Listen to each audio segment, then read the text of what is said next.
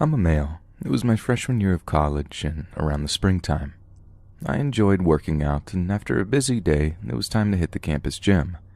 Now, to give you a visual of how the campus fitness center is pictured, the main center area has several treadmills, some hamstring sets, and small televisions.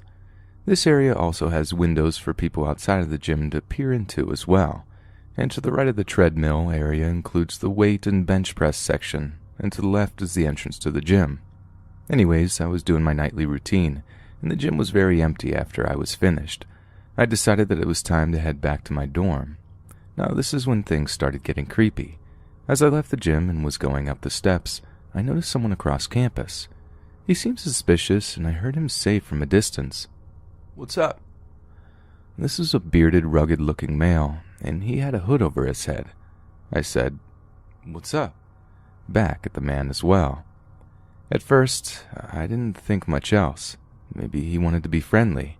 I began to walk across the grass to my dorm. However, the man then started heading my way, with his eyes completely locked onto mine. I became unnerved and went back into the fitness center rapidly. Now, fortunately, there is always a fitness worker near the entrance of the gym who sits at a desk and has people sign in before they work out. At the moment, I did not tell them about what had just happened because I felt I was possibly being paranoid. What if this guy just wanted to chat?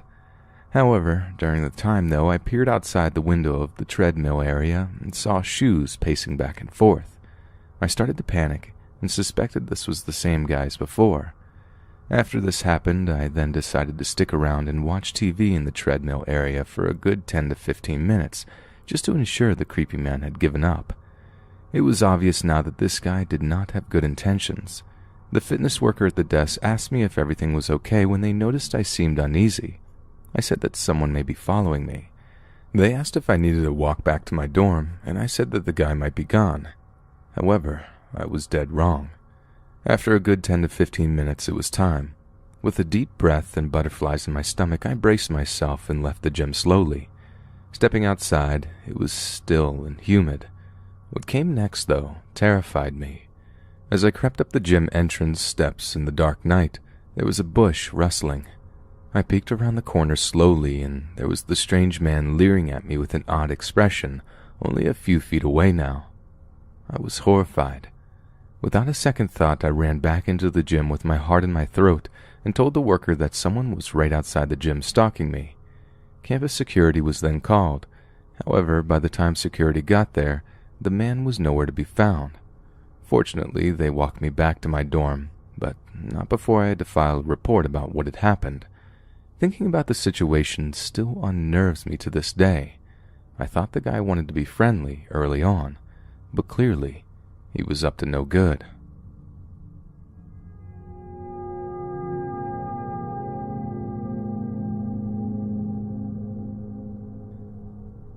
When I was a sophomore in college in 2010, I attended a college party. A bunch of my friends and I were dancing in one of those awkward friend circles, and we noticed this weird guy kind of hanging around the outskirts of the circle. He was Hispanic, about 5'5", and I'd guess in his 30s. Because he looked so old, I didn't think he was a student. He also looked kind of dazed, maybe on something. As we danced and he kind of loitered around us, he touched my butt and a few of the other girls. We were annoyed, but we kind of just shifted away from him and continued dancing. He seemed to leave us alone. Seemed to. About 20 minutes later, I left the party with my friend. As we were walking down the sidewalk, we noticed about 20 to 30 feet behind us, the man was following us. He was walking really slowly, and since he was so much shorter than both of us, I figured there wouldn't be a problem. I was totally wrong. A few minutes later, I heard the slap, slap, slap of rushing footsteps on the sidewalk right behind me. Before I could turn around, he somehow jumped in front of me and landed a hard punch right in the nose. He was about to beat me up more, but my friend wrestled him off of me, and after a brief scuffle, he started walking away from us. By the way, I had never seen this guy before, and to my knowledge, he had never seen me. To this day, I constantly look over my shoulder and listen for footsteps when walking at night.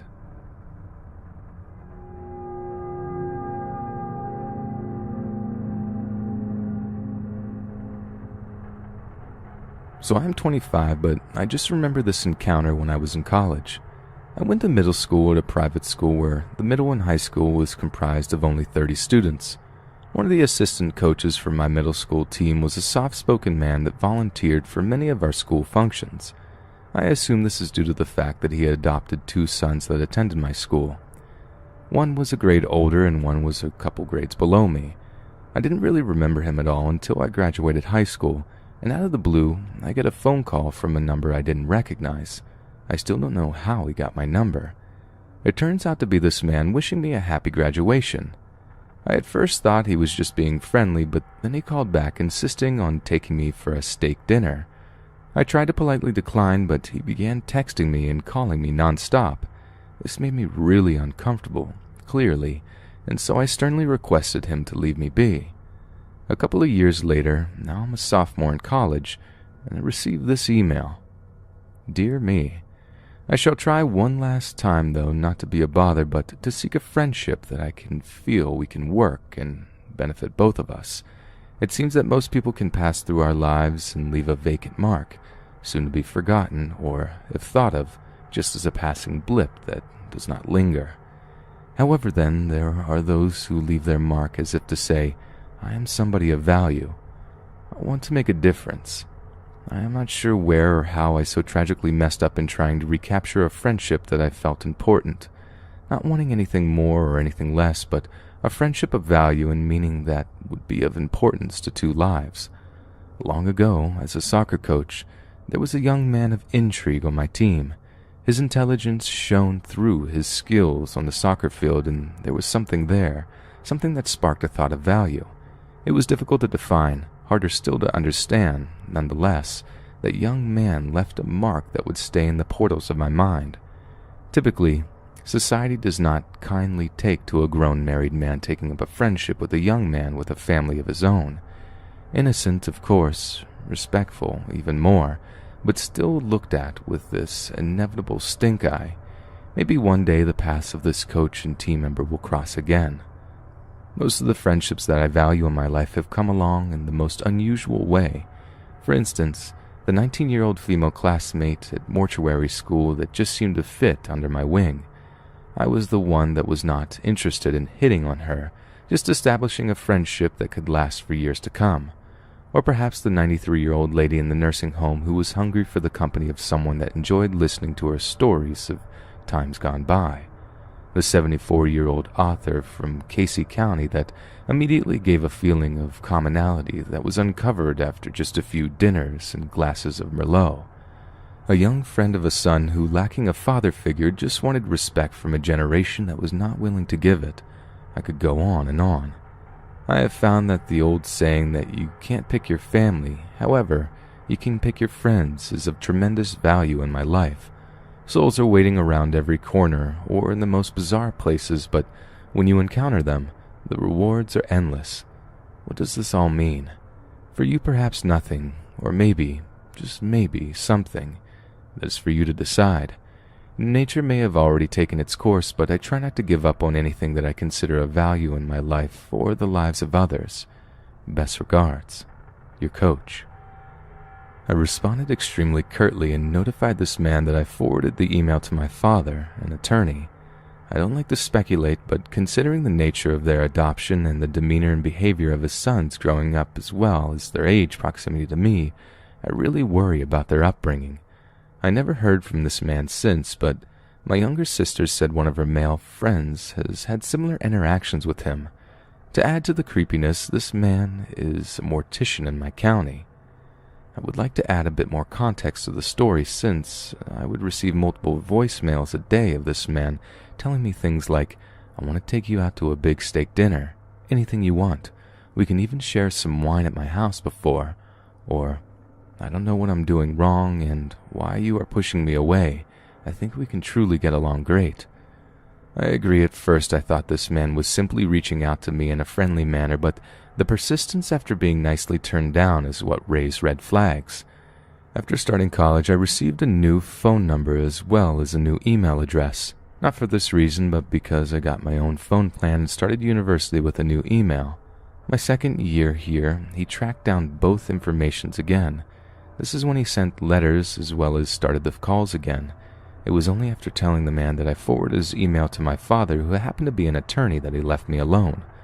A few months later, the county prosecutor contacted me requesting information. When I recalled the story, I did a quick Google search of his email name and found at least 2 obituaries of 14 and 15-year-old boys that lived in different states from him, where he posts on the online funeral pages expressing condolences. I won't add his exact wording or the sites because I don't want to reveal his identity, but both are identical, and when something like this, parents, may God give you strength.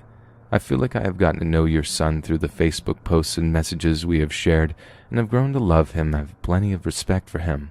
My heart is aching. I love you. It is speculative, but it sounds as if he doesn't personally know these boys, and the similar wording he uses to the letter he sent me further raises red flags. And lastly, I want to reiterate that I barely knew this man. We never had opportunities to be alone and develop some bond that he refers to. He was the assistant coach for our soccer team. I rarely even made it on the field, as I was in the 6th grade and it was a middle school team. It is not as if he was some teacher I saw every day, and I sincerely left an impression on him. I didn't even remember he existed until the calls and emails started.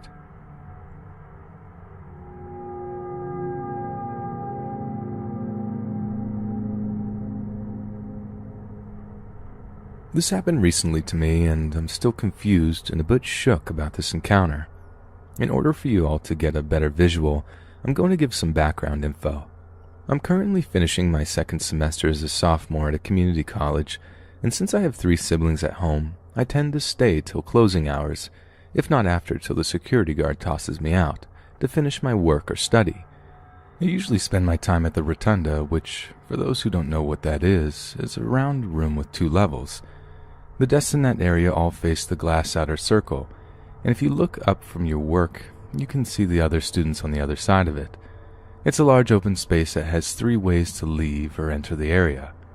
Also, it's important to note that since I technically stay after hours, I have to come to know where and when the cleaners start and the usual schedules of the security guards, since I make it my business to avoid them as much as possible. Okay, and now the story begins.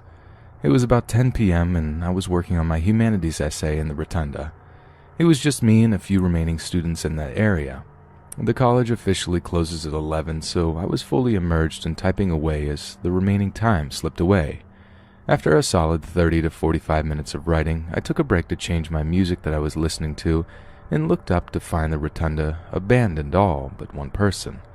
This was no big deal since I was used to being the only person left at one time or another. I looked back to my phone and found the song I was looking for and put my phone back down. I glanced up again and found that the person directly across from me was staring at me. Our eyes met, and I quickly looked down, dismissing it as that awkward, "oops, I saw you looking at me" moment. A few minutes of typing passed, and I couldn't help looking back to see the other person, and to my surprise, the guy was still staring at me. He didn't have anything on his table, and I couldn't see a backpack from my angle. He was just sitting there, his hands clasped together, covering his mouth as his head was resting on them. This time I held the glance longer, being a bit annoyed that the guy wasn't turning away. Eventually I looked back down as the uncomfortable stare continued. A few more minutes passed and I knew he was still staring. Annoyed, I grabbed my phone and walked off through the bathroom to hide from the guy and text my boyfriend about the weird situation. I know you all must be like, why would you just leave your stuff? Well, the bathroom is right next to the rotunda, and it's not unusual for me or other students to just dip to the bathroom and be back. Besides, I didn't want to pack all my stuff up just to unpack in a few more minutes. Also, I didn't think anything would get stolen since there are cameras all around. So I finished my business and turned the corner to return to my table when I see him there. He's just standing at my desk, not touching anything, just staring at my open laptop or perhaps my notebook.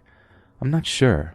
In that moment, I thought he was about to steal something, so I sped up and began to approach him, calling out, "Hey, can I help you with something?" He turned to look at me. It was the first good look I got of him since he was so close. He seemed to be older than me, I'm guessing upper 20s, perhaps 26. He had messy curly hair, a stubbly beard, and just these huge, weirdly bulging dark eyes, like imagine pug eyes but on a man. He didn't say anything, just stared at me with a blank expression and then turned around and walked back to his seat. Confused and slightly freaked out, I decided to call my boyfriend and told him about the encounter. He suggested moving to another spot and I agreed, constantly having him on the phone to show the guy that I technically wasn't alone. I packed up my stuff and headed down the hallway exit from the rotunda. Being a little paranoid, I turned around to check if he was following me. I didn't see him. I ended my call after assuring my boyfriend I was fine. I forgot to mention that the campus has some buildings that are connected. The rotunda is in the D building and it connects to the next building, which is where I headed to. It was past 11 now and the school was officially closed. When it reaches 11, the doors shut and you can't get in from outside, or open some doors from the inside, but it's no big deal as long as you know the path you need to take. I make it to the next study area and put my bag down and start to unpack. I finish my essay rather quickly and forget about the weird guy. It's about 11:30 when I hide my laptop and pull out my math homework. I only had a bit left of it, so I wanted to crank it out before I headed home. Digging through my bag, I realized that I forgot my math textbook in the car, and with a sigh, I got up to go get it. I had parked at the parking garage, which was luckily connected to the next building over, so I wouldn't need to go outside. I leave my stuff, grab my keys, and head down the hall to the next building. It's a straight hallway all the way to the next building, so when you turn backwards, you can see the past building's study room behind you. I stop by the water fountain, and from the corner of my eye, I see him. It's the same guy. He's standing at the entrance of the hallway behind me. I quickly turn around and begin to speed walk forward. I keep telling myself that it's okay, that he is just probably heading to his car. I finally take the turn right after the hallway ends and I enter the next building. I rush up the stairs and take another corridor that leads to the parking garage. I glance over my shoulder, and he is closer. Too close. He had to run in order to catch up to me. I'm sure of it. I walk into the parking garage and run to my car. It's parked close, so I fling open the back seat and jump in. I don't know what I was thinking and why I wouldn't just jump in the driver's seat. I just wanted to hide. It came to me that I left all my stuff back in the study room, and I gave myself a mental slap in the face as I peeked out over my window. He was standing by the entrance. He wasn't looking around or walking towards me or any car. He was just blankly staring into the parking lot. At this point, I became angry. I don't know what came over me, but I was so over this encounter. Mumbling under my breath, I grabbed the textbook off the back seat and opened the door and stepped out. My car door gave out an echo as I slammed it shut. I saw his glance fall on me. With my mind made up, I headed towards him in the entrance. At first, I was ready to mouth him off, but with every step closer, that sure of courage I had begun to dwindle away. I walked right past him, not saying a word, and he just stared. He didn't say anything. Those huge eyes just followed me around. The moment the door closed behind me, I bolted. I ran faster than I ever have back down the corridor, through the hallway and into the study room where I threw everything into my backpack and then flung the backpack onto my back. I turned to head back through the hallway and there he was, just standing, just looking. Then he finally opened his mouth and said, "Hello." I was so utterly confused. We were alone. It was probably 12 at night now. The cleaners were just starting to clean the A building and I knew security was somewhere around the J building. So if the guy pulled anything, no one would be able to help me. Carefully, I took a step forward, ready to go around him while responding with a weak smile. He just stared and stood still for a bit, seemingly wanting to say something. I looked down and made my move to go around him, but he blocked my way. I looked up and said, "Excuse me, can I get through?" He didn't move. Internally freaking out, I tried to nudge past him, but he continued to block my path. Finally, I said, "Hey man, what's your problem?" He just kept looking at me, not blinking. "What's your name?" he finally asked. I gave him a fake one and tried to walk past again. He blocked me again. "What's your name?" he asked again. "I just told you," I snapped. "What's your real name?" he asked, taking a step forward. "Screw you," I replied. My fear was over. I had gotten fed up with the anxiety and paranoia this guy had caused me. All I wanted to do was to be left alone. The guy's face turned angry and he suddenly reached out to grab me. He missed as I dodged sideways and yelled, "What are you doing, dude?" He lunged again, but I dodged and then turned around to run into another building. My heart was pounding as I mentally created a plan to ditch this guy. I was freaking out. I hadn't expected him to react in such a way. I ran through the D building trying to remember how to get to the A building without running into the locked doors. I had to run into the cleaners to at least have other people face the guy with me. They were closer than the police, at least to my knowledge. During the run, he was right behind me, calling out my real name, saying that I must wait for him, that I wasn't being ladylike. He was fast, and I could hear his stomps behind me. I knew I wouldn't make it to the A building in time. He would surely catch me before then. I had to lose him somehow. I was running past the rotunda, almost in tears, when I remembered about the locked doors. After the exit from the rotunda, there was a staircase leading down and then 2 possible routes. Turning left would bring me to a lecture hall that had doors that didn't lock, but the exit to the outside was locked once the door slammed shut. Turning right would lead me down under the rotunda and then towards the other building, but using the lower levels. I flew down the stairs, and as I turned left, I realized the man had slowed down. He was jogging now behind me, but he was laughing. I dove into the lecture room and headed for the exit. I swung the door open and then turned around and ran up the levels of the lecture hall and hid behind one of the desks. The exit door is heavy and slowly closes. As I heard the lecture entrance door open, I could still hear the exit door sliding shut. I heard the guy run past, and then the exit door creaked open again and then slowly shut, the click echoing as it finally closed. I sat silent for a few minutes until I finally peeked past the desk. There was no one there. He had run outside, probably thinking I bolted for it. It was there where I finally took a minute to breathe. My hands were shaking as I took out my phone to call the college police. I explained what happened and told them I would wait in the lecture room till they arrived.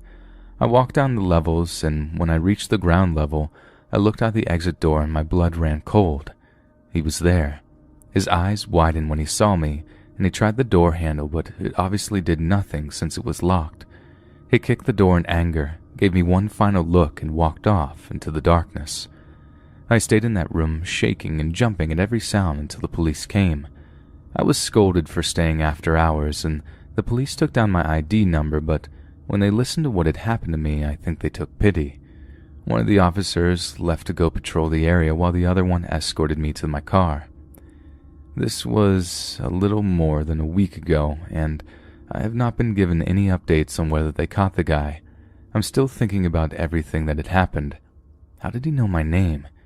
Did he see it on my essay when he was staring at my laptop? Why did he not follow me to my car and not try to attack me there when we were all alone, if that was his plan all along? Was he a student, and if so, why didn't he have anything with him? However, whoever that guy was, I hope I never see him again.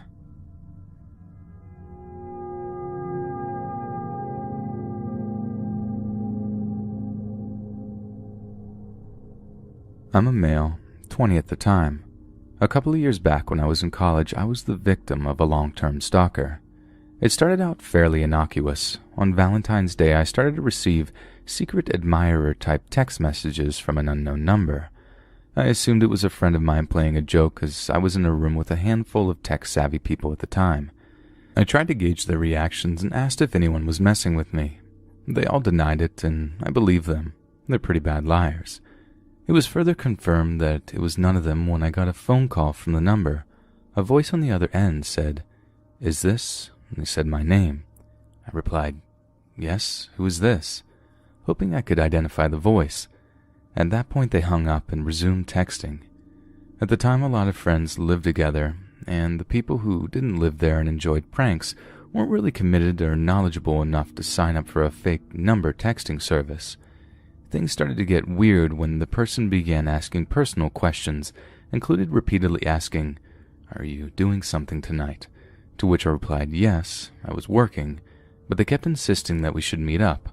On top of all of this, I was getting various images sent to me from a separate email from @textnow.me. This confirmed it wasn't a real number, and I now had a username to connect to the person.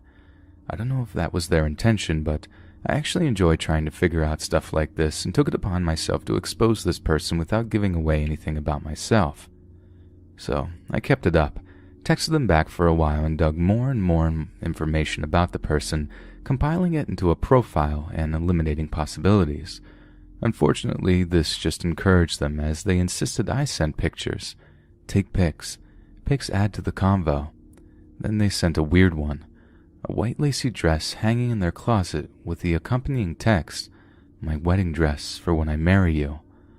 Pic of your reaction." I replied no. "Why not? Please?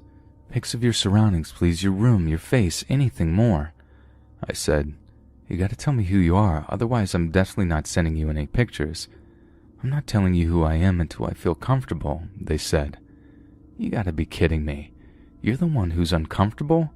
They continued to pry about where I was going to be that evening, and I still refused to give details. Then they dropped where they were going to be, a party on campus that night. I couldn't go regardless. I was working. I should also mention that the texting conversations were all over the place. It was like 3 different people were all trying to talk to me about different things all at once. Again, I was bombarded with personal questions about past relationships and what kind of girl do I find myself most attracted to. There was also a little bit more back and forth, not too interesting. Then I got another bombshell. They asked if I lived in apartment 68, which I did. I lied. Close, but not quite. "Oh, could have sworn. Where do you live? Are you involved with anyone at the moment?" I recognized the style of apartment they were in based on the picture from earlier, so I decided to throw a curveball. "You live in so-and-so complex, right?" "What? How do you know?" "I recognize your door." All the terrible apartments had the same color door frame, which was visible in the edge of the picture they sent. The conversation kind of fizzled out here. I didn't go to that party and didn't get any more texts. Among the pictures they sent me were some screenshots of my Facebook, photos of their bed, a pipe, some posters, pretty boring stuff. And that was just February. Fast forward to October, the following school year, I was a senior and incredibly busy. One evening I got a text from an unknown number. "Is this?" and it listed my full name. So I played dumb, pretended like I wasn't freaking out that after many months this person was contacting me again and I still hadn't figured out who it was. These questions were instantly more personal and really weirded me out. Don't ruin the fun. Not knowing who I am is part of the mystery. I won't tell you who I am, not now. Too much to lose. I don't want you to know. Not because I'm being cruel. It's just better if you didn't know. That doesn't make sense, I said. Trust me. You don't want to know. You'll be better off not knowing. Trust me. I said, okay, whatever. Why are you texting me again?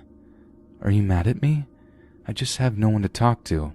Does my personhood really matter? Can we talk about something else? Like what?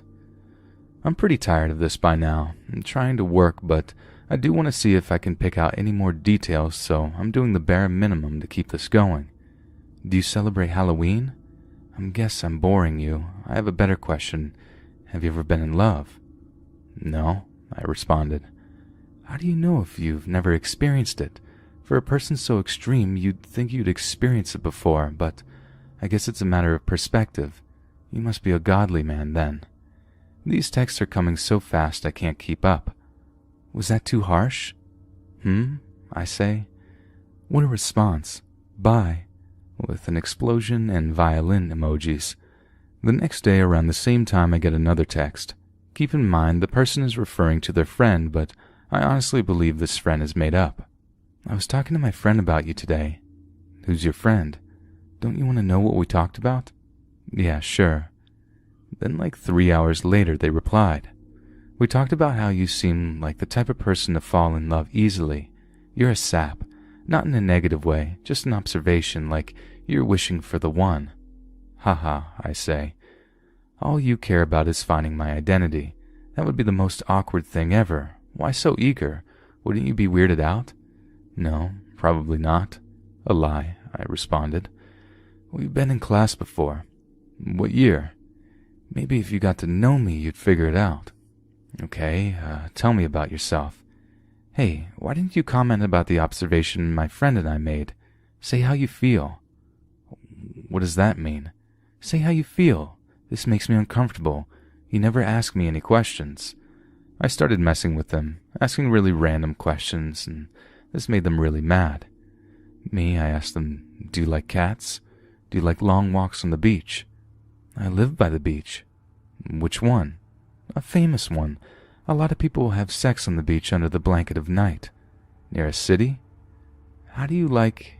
And they stated the state and town I'm from. How do you know where I'm from? The internet is my best friend. Are you nervous? You're just a boy. You are boyish. Let's admit it's nothing bad. It's cute. How old are you? You haven't figured that out already? When's your birthday, the month and day, please? Tell me now. I just want to know your sign. Virgo. Oh my God, I like Virgos. You're obedient, submissive, like a puppy dog. Isn't that funny? I just laughed. Now I ask you a question. Have you ever been in a relationship before? Why did your relationship fail? I'm not telling you about this. This is annoying. Then they sent me a ton of different random photos from Google. My friend asked me to ask you something, but I don't think I will. What? Can we change subjects now? How was your day? Mine was bad, but I don't want to relive it again. It was something I did wrong, so I only have myself to blame. She wanted to ask something intimate, but I'm not going to share, since you don't like talking about that. It's extreme, you're probably not going to answer. I feel sick asking it. Don't have me. I'm just the messenger. I'm embarrassed. You're not going to answer. I could, I responded. Okay, so, we really want to know if you're a virgin or not. Scratch the virgin part. Ever had intercourse is a better phrase. I knew you wouldn't answer. I didn't answer that, and they didn't write anything else. And that was all in October. This is December, the end of the semester. Hey, I respond, who is this? It's me. I can tell you who I am when I leave campus. I'm never going to see you again, but I can tell you who I am. Okay, tell me. When I leave campus, I'm never going to see you again. I'm going to be gone. You're so serious. Hello? I'm leaving next week, so... You're ruining it, though. Now I want to punch you. Sorry, I didn't mean to send that last one. Oops. Then they proceeded to call me multiple times. I denied every call, but they kept coming. I think there were 14 calls that night. Then a text from a new fake number. Oh my God. Sent from freetextnow.com. Please stop texting me, I said. Then there were more calls. I turned my phone off. The following week, I was in the class I TA'd. Students were presenting their final work on the projector, and I had queued multiple tabs on the projection computer. 2 different students had work on Google Drive. When the second student logged into their account, they didn't open a private window, so it logged out the first student. I hope that makes sense. I saw this happen, but the first student wasn't in the room, so when she came back, I asked her to re-log in. We were both standing at the projection booth. She was at one end on the computer, and I was messing with the sound system on the other side, but happened to turn around and look at the projection screen when she was logging into Google. This hit me like a ton of bricks. The username she logged in with was the same username as the Text Now account that had been sending me photos. I quickly turned away and pretended to be busy with something until she finished opening her work. I thanked her, and she left the booth without realizing her mistake. I tried to play it cool, but instead I was going crazy for the rest of the class. After almost a year, I knew who it was. She finally slipped up, and honestly, I was much more scared now than I had ever been. This person had a history of being pretty creepy around my friends, and although she had never personally interacted with me outside of class, all my friends had strange experiences. Side note, here are 2 abbreviated ones to fully illustrate this craziness. My friend Michael was working endlessly on his thesis in the building. He was about 50 hours into a no-sleep work binge, and it's like 7 a.m. She walks in and starts working on a computer in the lab. Another guy, Dave, comes in and remarks about Michael. "You're still here."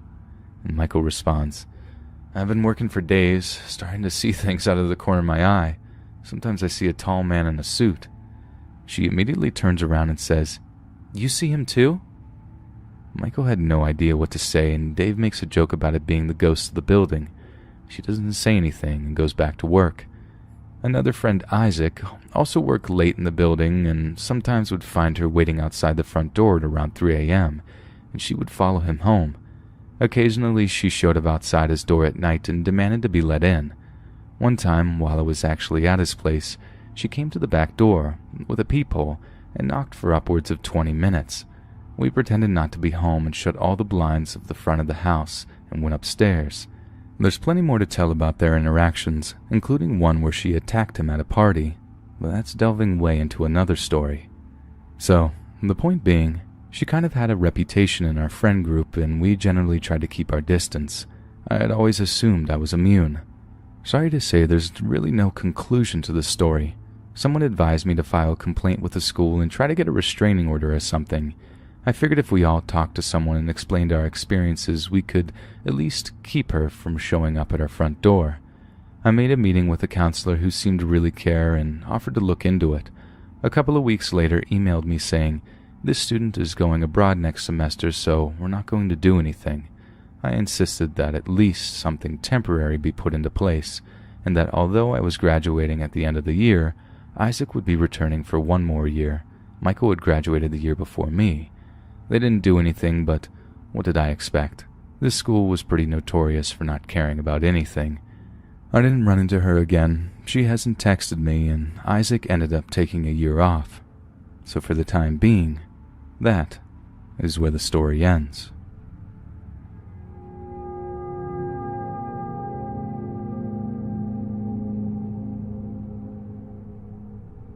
My dad is a police officer and ex-military, and my mom is one of those types of people who worries about literally everything. This led to them teaching me how to behave in a variety of potentially dangerous situations, from code words to self-defense. I wish I were kidding, but we've even had a plan for a zombie apocalypse. Literally any potential disaster, we've discussed it. Fortunately, I have lived a very safe life and did not have to use their advice very often. I am also an incredibly light sleeper. Even a text vibration on my phone wakes me up immediately. During the summer before my third year of college, I was living with a good friend of mine. We can call her E. E was very book smart, but somehow had zero situational awareness, as well as a horrible tendency to be the most annoying person you've ever met in your life after having one drink. At the time of the story, I was 20 and she was already 21. This led to a few nights of me getting angry because she wanted to choose to go to the cooler bars her other friends wanted to go to, but that I couldn't get into with my terrible fake. This particular night we had talked about going out and had even gotten ready together. Then, right before we were supposed to leave, she switched up and decided she was actually going to meet her other friends at a bar I couldn't go to and, "Oh, I'm so sorry," sort of excuse. I wasn't about to tell her she can't do something, but walked away visibly angry and went to bed early. I woke up at around 3 because I had received a few texts in a row. Knowing it was her, I was extremely tempted to turn over and go back to bed. I decided to quick check and see what she wanted and saw multiple separate texts from E that said things like, "Oh my God, wake up. Please wake up. I'm in so much trouble. Please help me." Unfortunately, I've gotten a new phone since this happened and don't have access to the original text. I asked her what was happening and she tells me, with a lot of misspellings because of alcohol, that her friends left her at the bar. They didn't answer when she tried to call them, and that while she was standing outside the bar trying to call her friends, 2 older guys asked if she needed help. She told them that she was trying to get a hold of her friends so she could go home. To this day, I question why she didn't just order an Uber when she realized she was alone, but alcohol, I suppose. These 2 men point to a car and say it's their Uber, and if she'd like to, they don't mind dropping her off at home. He decides this sounds like a great idea and gets into the car with them. One guy sits up front, the driver's seat, and one sits in the back with E. This is obviously when things start to go south. E notices that they appear to be going the wrong direction, and makes a comment that she lives the other way. No one says anything to her. Now the car has exited onto a major highway that you would take if you wanted to leave our larger city for the neighboring large city approximately 45 minutes away. This is the point where she started texting me for help. I tell her she needs to speak up, but she keeps telling me that she's too afraid to say anything. I tell her to say that she's going to be sick. No Uber driver will want you puking in their car and will pull over so you can get out. This is what my mom had drilled into my head as a kid. If you don't like something someone is doing in a car, tell them you're going to be sick. She refuses because she's too afraid. E finally asks where they are going and they say, large city.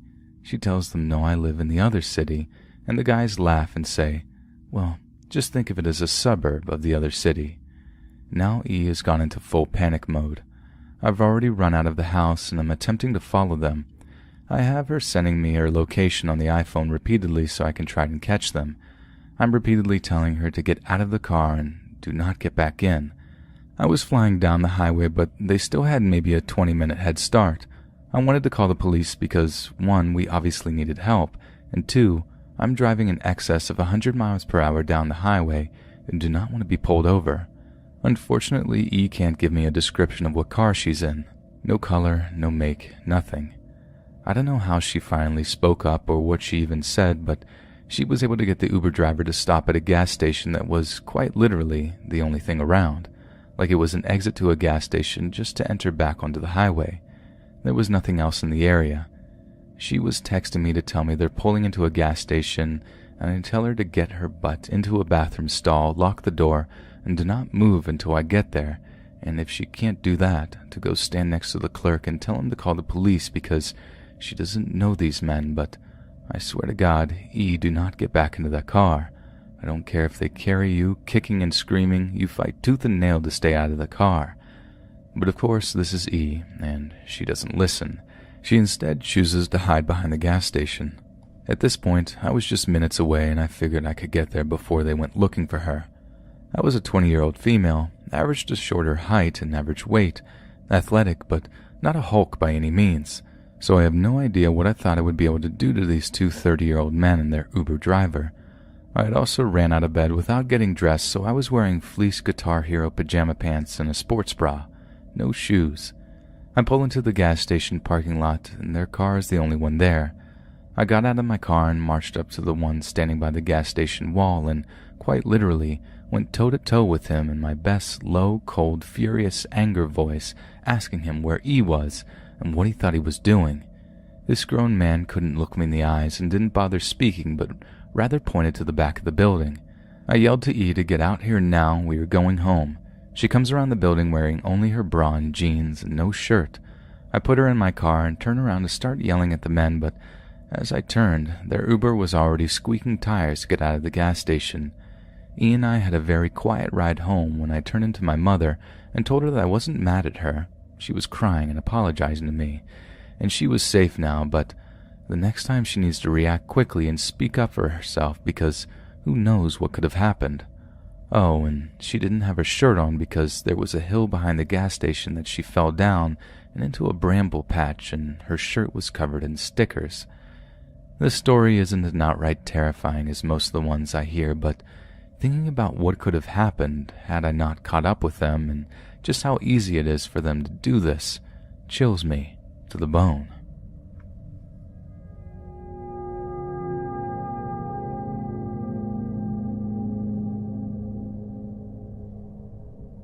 This is a little story about a creep who thought he had all the power in the world, a creep who probably had a horrific childhood, but a creep nonetheless. I first befriended this creep online back in 2011, Facebook of course. We had mutual friends I trusted, so I assumed he was a cool guy.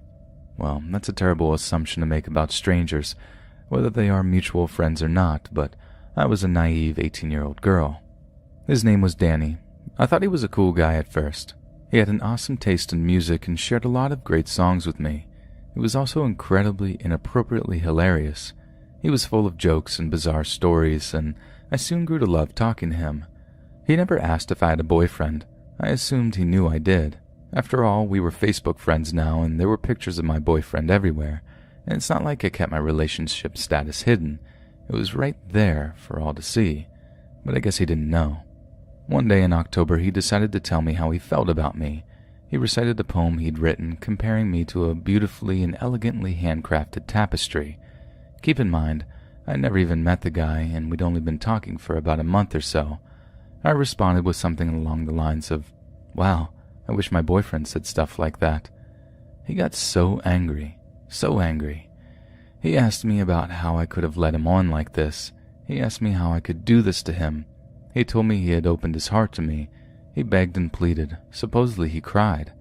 I was beyond puzzled. I decided to give him some space, and it worked for a few days. But he eventually messaged me again. He may have apologized, but I honestly can't remember that exact conversation. I do know that things returned to normal. He became silly and fun again. At this point, I had his Skype and he had mine. I would talk to him there sometimes, but I never used the camera. I didn't feel comfortable with it. Actually, I hated using the camera with anyone. I told him that when he started to beg me to use it, but he didn't relent. Still, I kept making excuses. Danny wasn't having it. He got more aggressive, and then he got sexual. He told me to Skype naked with him. Time after time, I told him no. Eventually, I blocked him on Skype, but ended up receiving dozens of angry messages on AIM. I don't exactly remember what he said, though I do have screenshots of all of it on an external hard drive somewhere. I remember it being hateful and absolutely insane, and there was some stuff about me being a really awful friend as well. Before long, he told me he was a very excellent hacker. He told me he had a whole slew of hacker friends as well. He told me he could change my college grades and make me fail. He told me he would make my life a living hell. I didn't necessarily believe it all, but I did believe he would do something. Despite these negative confrontations, we still had periods of silliness. During these periods, things were normal. I felt safe. To an extent, I tried to keep him happy. I wanted to stay in his good graces because I really did believe he would attempt to tarnish my reputation otherwise. Before long, he started giving me ultimatums. Either you get on Skype with me, or things will get very bad for you. I can tell your boyfriend you're cheating on him. I eventually asked our mutual friends about Tim. They said he was violent, dangerous, and twisted. Even better, he lived mere minutes from the college we were attending in Reading, Pennsylvania. Every day, I started to get more panicked about going to school. While on campus, I'd looked around for guys that looked like Tim, guys with long red hair and beards, and I'd be wary of anyone who even slightly resembled him. At this point, I was honestly convinced he'd just show up and try to find me. I had blocked him on AIM, and I made up a new Skype. I knew this would infuriate him, and it did. I received another batch of messages on Facebook about how I needed to learn to treat people better. I told him I was uncomfortable with what he was asking of me. He responded with something along the lines of, "Fine, you've chosen your fate." I blocked him on Facebook. I've had enough of him terrorizing me, but I should have known it wouldn't be the last time I'd hear from him. At the end of November, I received 3 Facebook messages from someone named Adam Knowing. Whoever he was, he had just joined Facebook a couple of weeks ago and had no other friends or content. The messages read as follows. November 27th, 2011. You've been warned repeatedly, and you are now being served notice. November 29th, 2011. I believe this is your last warning and that you have been informed of your behavioral issues. The situation will change before the start of the next weekend, or action will be taken. November 30th, 2011. So you attend college, right? And your grades are passing. Not for long. You were warned on how to treat him and how you are to act. You've got until this week's end to correct this behavior, or life becomes very difficult for you. You should never treat someone who has a life like this the way that you do. To this day, I'm not sure who Adam Knowing was. It could have been Danny, or it could have been one of his low-life hacker friends. Either way, I was terrified at the time. Against my better judgment, I unblocked Danny on Facebook. By now, my boyfriend was aware of the situation, and he suggested contacting the police if things got any worse. Maybe I should have, but Danny hadn't officially done anything to me. What could they do? Still, I took screenshots of all of his screen names, saved our chat logs on AIM, took screenshots of all his threatening messages. I saved it all to a folder just in case I needed evidence. Danny's nonsense continued right through Christmas. Some days he'd be sweet and funny. Others, he was back to being angry and pressuring. I promised him a Skype session to calm him down, but I kept using my schoolwork as an excuse to delay it. Shortly after Christmas, I blocked him again on all accounts. I decided I would deal with whatever repercussions that came with. If I did end up getting hacked, at least I had the evidence, right? A couple of weeks went by and nothing happened. Then I received a Facebook message from another account I didn't recognize. I don't remember this one, but I remember the message. After careful consideration, you're being let go. You may want to be the respectful thing and thank the one you have wronged. It is thanks to his compassion that you are being forgiven so easily. I blocked the account immediately. In January of 2012, something magical happened. I woke up one morning to the news that Danny had been arrested. The charges? Possession and distribution of underage images. A bunch of his creepy friends had been arrested with him having been involved as well. In 2013, Danny was indicted. He's looking at up to 60 years, which will make him almost 90 when he gets out. Even if he's released early, he'll be supervised for the rest of his life.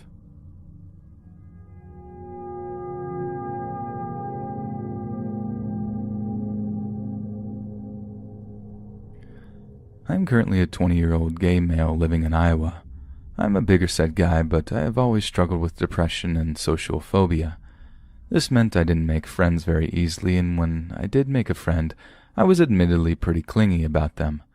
By the time I got to college, this had mostly cleared up, but I still had some issues with it.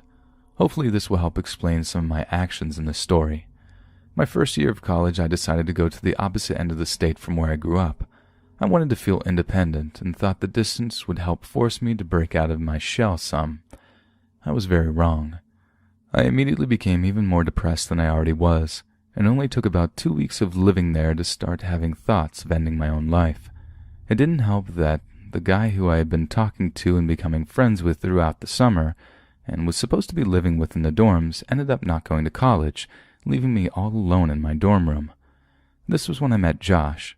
Josh was another freshman on my floor, and after a brief conversation, I discovered he was bisexual.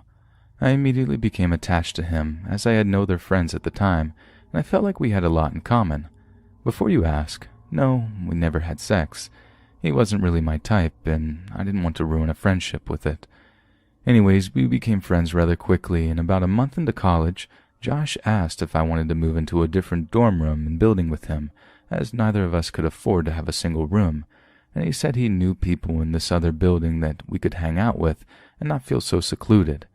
Being a little naive, I agreed, and within a week, we had packed up and moved all of our stuff into a different building. I didn't start having issues with Josh right away, but after a week or two, I started noticing some things that made me uncomfortable. I noticed numerous times that my movies and DVDs had been moved around and sometimes even left out in the room without their cases. I'm really protective of my DVD collection, and I wasn't all right with him using them without asking. I tried to bring this up with him, and he said he would stop, but he never did. I also noticed that I was being sexiled, as it's called, many times. Usually about once a week, I would be forced to leave my room for hours on end. Normally, I wouldn't have really cared, as I have no problem sitting in the dorm lounge until we got done, but he always chose to do it fairly late at night, sometimes even after I went to bed. I am not a night person, and most of the classes were early in the morning, so I got really upset about this, and I did bring it up to him. Again, he said he would stop, but he never did. There were a couple of other things that I didn't really think much of at the time, but now that I am not so sure how innocent they were. For instance, I had to buy underwear about 3 times in the few months that I was living with him. I didn't think much of it, as I knew that college laundry rooms are notorious for having things stolen, but looking back, I am not sure if they even got that far.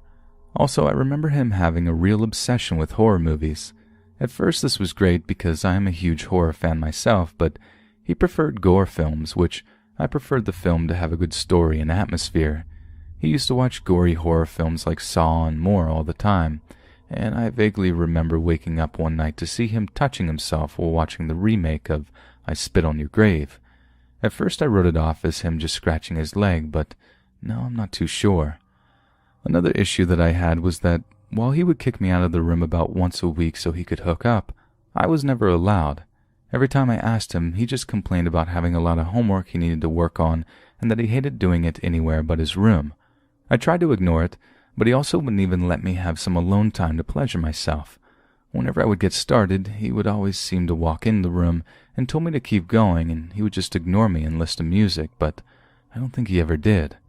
Like I said, these were little things, but they started to get to me. So before Thanksgiving break, I decided to look for a new roommate. I ended up finding one and had signed all the papers needed for me to switch rooms, but I had to wait until the end of the semester.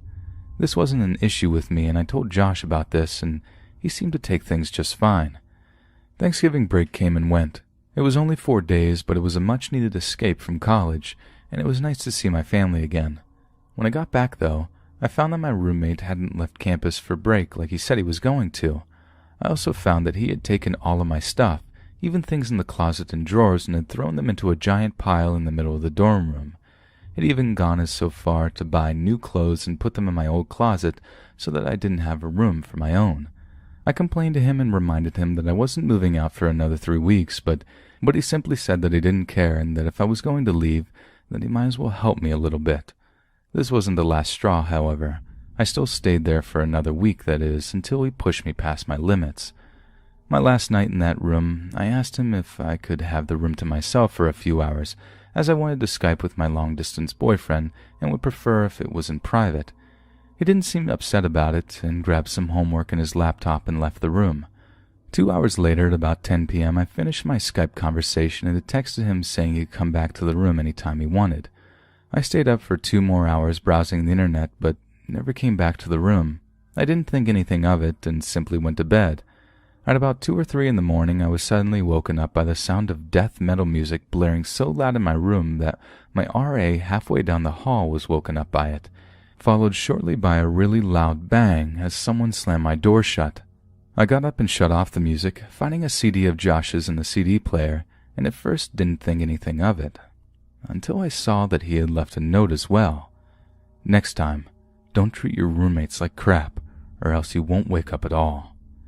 That was the last I could take. I had done nothing to him that would be considering treating him terribly, and I was terrified about the threat he had given me. I called campus security and they came out and took my statement, but since Josh wasn't there and hadn't done anything illegal, they couldn't do anything. The officer just advised that I stay in a friend's room for the night and that I move out of the room as soon as possible. I told my RA and the head of the dorm building the situation, and they gave me permission to start moving the next day. I didn't have any other issues with Josh after I left, but my story doesn't end here. About halfway through the next semester, I walked into the main lobby of the dorm building and saw Josh with all of his stuff next to him, and he was talking to a couple of police officers. Not campus security guards, actual police officers, one of which never took his hand off of his gun the entire time he was around Josh. At first I just laughed and figured he had gotten into some sort of trouble that I thought he deserved, that is, until I got brought into the dorm office the next day to talk to a couple of officers. They asked me a couple of questions about Josh, like why did I stop living with him as a roommate, if I knew anything about him using any kind of illegal substances, and if I ever knew him to be a violent individual. I told them everything I have told all of you, and that when we were living together, he did smoke quite a bit now and then, but I didn't really care as I have no issues with people who smoke. I don't do it myself, mind you, but I also don't believe it should be illegal. Anyways, I asked them why I was being questioned, and what they said made my heart drop into my stomach. Apparently, Josh was into using a lot more than just smoking.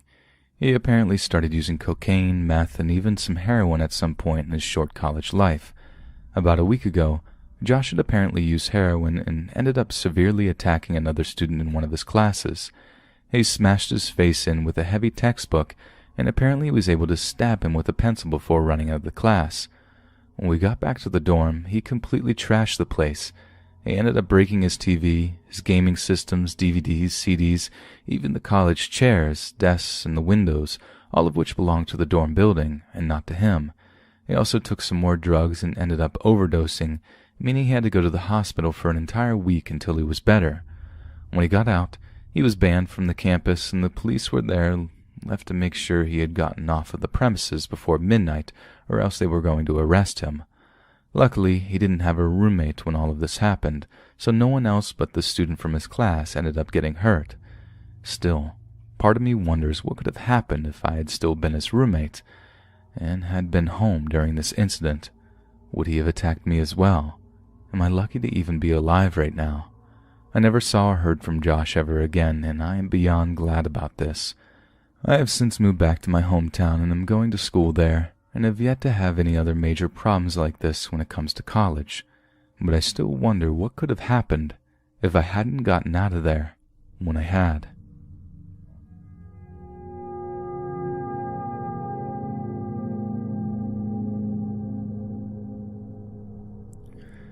I'm not going to lie. I basically went to college to smoke and go to parties. My full intention was to do just enough to get by while partying as much as I could. Unfortunately for me, I only applied to a few schools and was only accepted to one, a small college in the mountains of New Hampshire. It was very small, around 3,500 total undergrads, and I went not knowing anyone. On the first day, as I was skipping the ice-breaking games and other students were giving tours of the campus to their families before leaving, I wandered down to a small path behind the cafeteria toward a small stream I had noticed during the drive-in. I lit up a joint and was just meandering around when I noticed another dude further down the stream that had cut a straightish path through the trees. He was also smoking a joint, I assumed by the way he was holding it. I made my way over to see if I had just made my first college friend and introduced myself. His name was Nate and he seemed pretty cool and was smoking some really nice herbs, so I figured I could get along with him. He stood about 5'5" and was a little stubby, but I remember noticing that he had a really weird laugh, like a nervous type, and that whenever he laughed, it kind of looked off to the side and glanced back at me from his peripheral vision. Yes, I knew it was weird even back then, from the first time I met him, literally the first 30 seconds of introducing myself, but I just thought maybe he was socially awkward, had bad teeth, who knows. I was taught not to judge, and he was otherwise normal. We ended up hanging out fairly frequently, playing video games, drinking, smoking, but other people, especially in my dorm, didn't really seem to take to him. Not that I really felt a strong bond with him. I didn't. It was a very superficial friendship built around drugs and debauchery, but I definitely got the sense that my other friends weren't comfortable around him. Then something weird happened that I've managed to successfully forget about until very recently. My heart is pumping out of my chest just typing this. One weekend, my roommate was home for a visit, and Nate's roommate was having his girlfriend over, which basically implied in college terms that Nate was staying with me. It seemed automatic. We got trashed and smoked a ton, got pizza and played video games. I was pretty out of it, and we were both sitting in our desk chairs in my room passing a bowl back and forth when he handed the bowl to me, leaning toward me in his chair, put his hand over my hand, and casually, in a low, steady voice, said, "I'm going to kill you." Okay, so like I said, we were all sorts of messed up, but I was definitely freaked out a little. He'd never really been aggressive before, even at his most intoxicated, certainly never said anything like this before. I've never handled confrontation very well, so all I said was, "No, dude, don't do that, bro," and sort of laughed it off and tried to write it off as a drunk, stoned idiot playing too much Mortal Kombat. We had a bunk bed set up in the room since it was pretty small and I was on the top. My roommate was a bigger guy and didn't want to have to climb down to pee in the middle of the night. We had both gone to bed, but my roommate had put on a Christmas lights that we always just kept on, strung along the ceiling. I'm half deaf, I should add, so when I sleep, I tend to roll on my functioning ear to block out sounds or muffle them in the pillow. This also means that I'm a pretty heavy sleeper. Sometime during the night, I woke up, feeling a little nauseous, and slowly opened my eyes. Nate was standing on the edge of his mattress, holding onto the side railings of my top bunk and staring directly at my face as I was sleeping. My eyes got wide as I snapped awake and said, "What are you doing, dude?" Backing up and bumping my head on the wall behind me. Then he turned his head and gave me that look from the corner of his eyes, the same smile and laugh that freaked me out the first day I met him. He was still holding the railings, standing on the mattress from the lower bunk. His face was lit in weird splashes of color from the Christmas lights. He took one hand from the railing and put his finger to his mouth, while smiling and still looking at me sideways, and whispered, "Shh," before hopping down and leaving the room. It was like 3 a.m., and I don't know where he went that night. I never told anyone about that and pretty much did my best to bury it and never think about it again. I avoided Nate for the rest of the year, making up excuses when he wanted to chill alone, but did end up at the same parties with him a few times. We never talked about that, and he never brought it up. I transferred to another school the following year, not because of Nate or anything, but just financial reasons, and did manage to forget about that weird incident. And that was 15 years ago. I'm 33 now and recently got a call from my old roommate from the school in New Hampshire who luckily remembered my very repetitive phone number. I made a song out of it that's really easy to remember and have never changed the number. And he says, "Man, remember that guy Nate you used to hang out with at the dorms? He killed 2 of his friends with a hunting knife and a fishing line on a camping trip a year ago. They said he was too messed up to control himself. He was mixing his meds with booze and drugs, and they said he just lost it." The thing that just messes with me is wondering if he told them he was going to do it, and if the last thing they saw was that sideways smile that I saw when I woke up that night.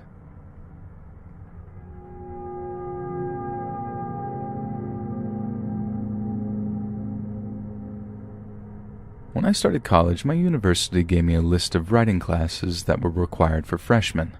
I didn't get my first choice, but I was intrigued when I got placed in a writing class based on human and civil rights. It was a great class, and I learned a lot and met Chloe, a girl I now considered my soul sister. My professor didn't seem too odd at first. He kind of had that hippie vibe to him and was very passionate about human and civil rights. He was also head of the political science department at the university. When we first got together, he boasted about how excited he was to have class that consisted of all women.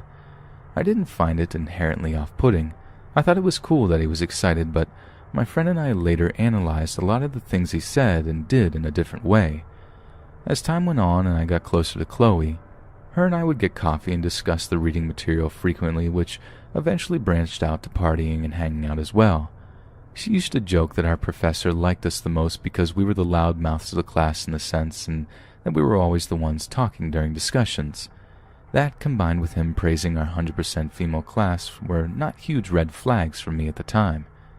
The largest event that kind of bothers me now is the trip up to his cabin in the mountains. He had asked us to accompany him as a class to his cabin almost an hour and a half away from the university in the mountains. We thought it was a bit odd, some of us at least. He brought up food and cooked us a large lunch, and it was actually kind of nice to have just a candid conversation with the girls, and my professor brought his wife, so it didn't seem that weird. However, he remained kind of touchy with us. Nothing major, just resting hands on our shoulders while talking to us or trying to get by us. I ended the semester and left that university after finals. I realized that my university didn't have the program I wanted, so I transferred my credits and started going to another school. My friend was dismayed, but we still hung out and did our work together, and she even took another class with him. She said she took him on as an academic advisor and worked more closely with him. Again, no immediate red flags from her. That was until she texted me one day asking if I heard the news about him. Since I didn't go there anymore, I was amazingly unaware. Our professor had been forced to resign, and it was in the local news as the university was getting ripped to shreds for handling the situation so poorly. Apparently, there was a convention or event and the school's political science department went. The president was a female, and I guessed he had asked her to meet him at his hotel room to discuss the next day's itinerary. When she showed up, he apparently was not fully dressed and invited her in to wait while he finished getting ready for dinner. She hesitantly agreed, and as he dressed, he apparently told her that he loved her in the same way he loved his wife and wanted to be with them both because she was his soulmate. I'm not sure if his wife was in on it or what, but the student immediately reported the incident. Unfortunately, the university offered her a sabbatical, basically asking her to leave the university. Apparently, the professor didn't even deny his behavior in a hearing with university officials. My friend and I got together, and suddenly all of his private meetings with her and I, inviting a group of girls to his cabin in the mountains, seemed a bit off-putting. I've always found myself to be a very paranoid person, and as I got older I tried to shed those thinking habits, but now I wish I'd paid more attention and maybe even been able to intervene and say something before this poor girl was essentially booted out of school in order to help protect its reputation.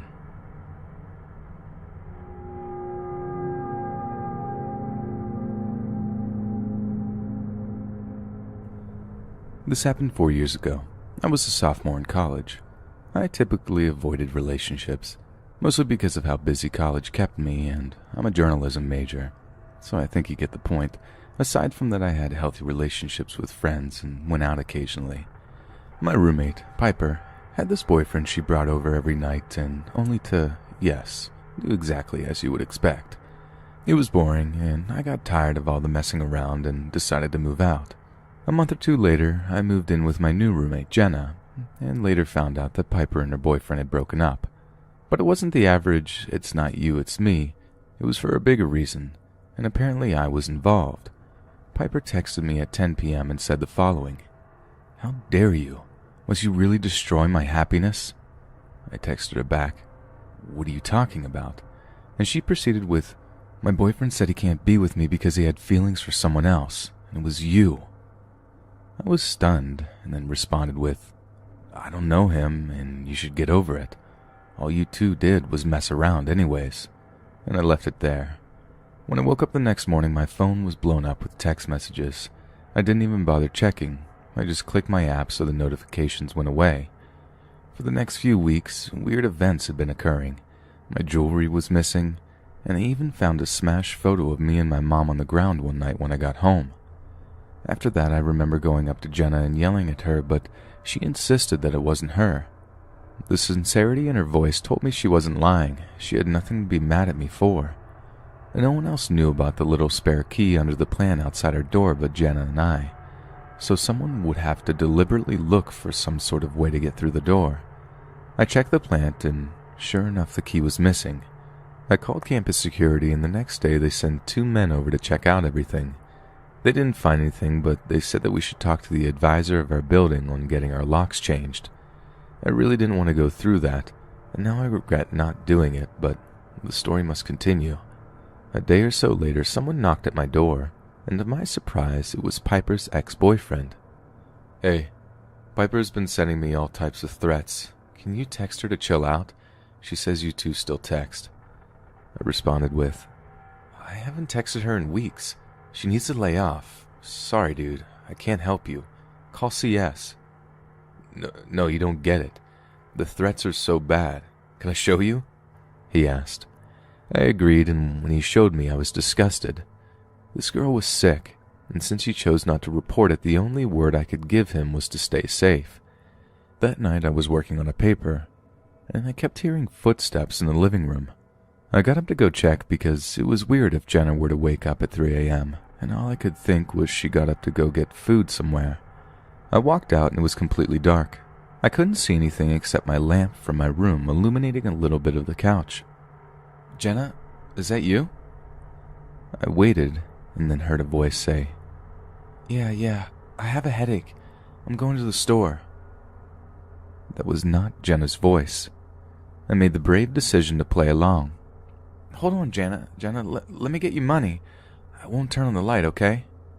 I said. The voice silently whispered, "Okay." I walked back into my room and looked for some sort of weapon, turned off the light, and then stood in the door frame. "Come here, the light's off so it won't strain your eyes." The person started walking over towards the door frame. The only weapon I had was a very sharp hanger that I had broken off a while back. She still came closer, and as I heard her footsteps nearing, I remembered there was a light switch next to my door, and I switched it on. The light flooded into the room fast, and to my horror, it was Piper's ex-boyfriend. I quickly thrusted my foot at his knee and kneed him in the groin. He was on the floor, and I yelled out Jenna's name. Jenna rushed in and screamed. I yelled, "Call the police or campus security or someone, quick!" She pulled her phone off the counter and quickly dialed someone up. I noticed in his hand was the key from under the pot. This whole time I figured Piper was doing all this snooping around, and that Piper would be the one I would see when I switched the light on. I was wrong. Eventually police came and took him down to the station and took a statement from me. I called the police a few days after the incident, but they didn't tell me a word. Jenna's brother works for the police station, and she invited him over to get details because he was assigned to work on the case as well as others. He asked me a bunch of questions about what texts I received and all that, but the problem was I didn't check them, but I showed them, and he asked, did Piper usually write like this? I looked, and it was nothing like how Piper's grammar was. After that, he told me everything. Accordingly, Piper's ex wasn't the one who broke up with Piper. Piper broke up with him, and he was so mad he pushed her down and stole her phone. He apparently always had some weird infatuation with me. Long story short, the sick creep was breaking into my house, pretending to be Piper, and sending threats to himself and I in order to receive my sympathy. The most disturbing thing was that there was a rope in his jacket pocket. What he planned to do with it, I don't know, but it's so weird to think about. So after hearing all of that, it was enough to make me decide to file a restraining order. He couldn't be anywhere near me in a 100-mile radius. I moved schools after that and went to a bigger city in Northern California. He was put in jail for a short period of time. Now, 4 years later, I still keep in touch with Jenna. Jenna told me that when he got out, he asked a lot about me to a lot of people and where I went. No one told him because it was a small town and word travels very fast. Apparently, he found a girlfriend and moved away somewhere I don't care to know about. All I know is that I hope that girlfriend is as crazy as he is, or smart enough to leave. Piper and I reconnected when it was my senior year in my new college, and we are still friends. It freaks me out to know that he was in the same dorm with me, and I had no clue.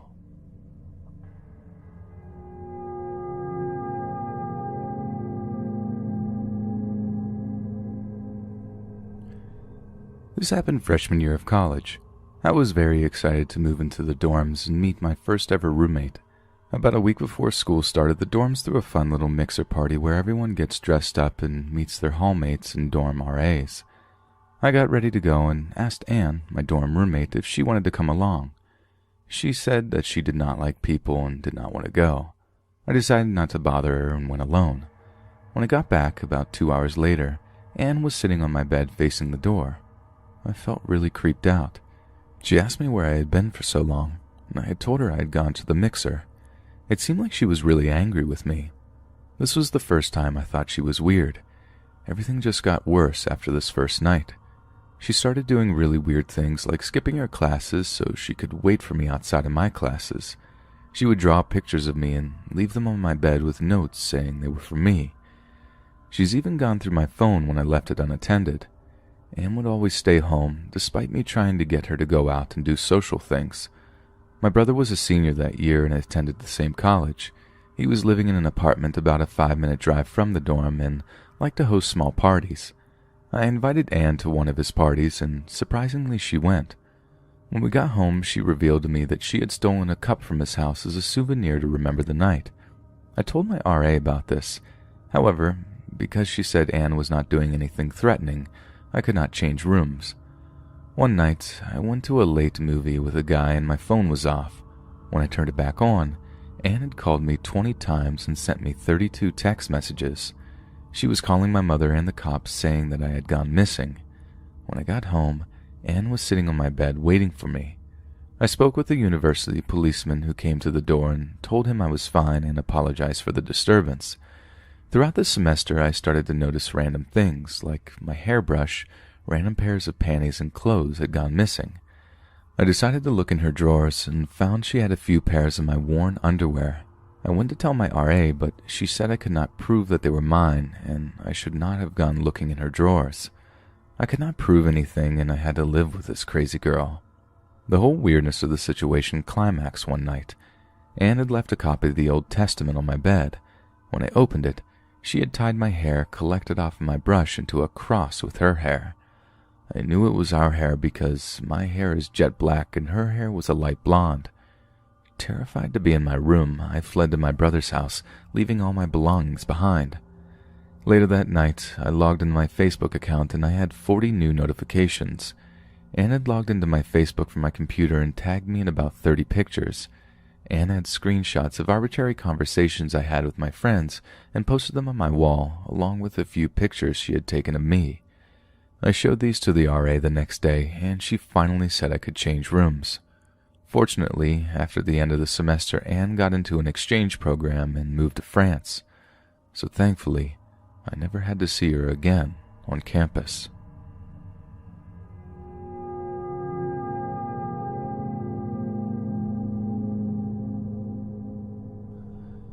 This story takes place when I was 19 or 20 in college on the east coast of the USA.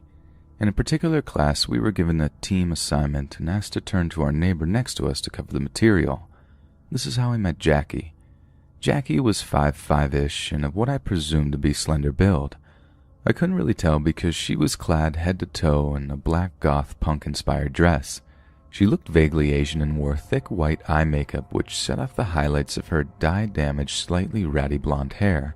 Still, there was something interesting about her, even if she struck me as odd.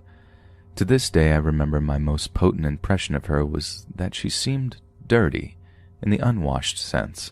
For context, at this point in my life, I was a very slim guy of average style who was largely into geeky things like StarCraft and paintball, and only realizing now, after the fact, how popular I had actually been in high school among the underclass girls I knew through various clubs and sports. I was on the nerdy edge of normal for a college guy. Nothing about me would have made you think that a girl like Jackie would be at all interested in me. But I digress. We set about our work and completed our in-class assignment.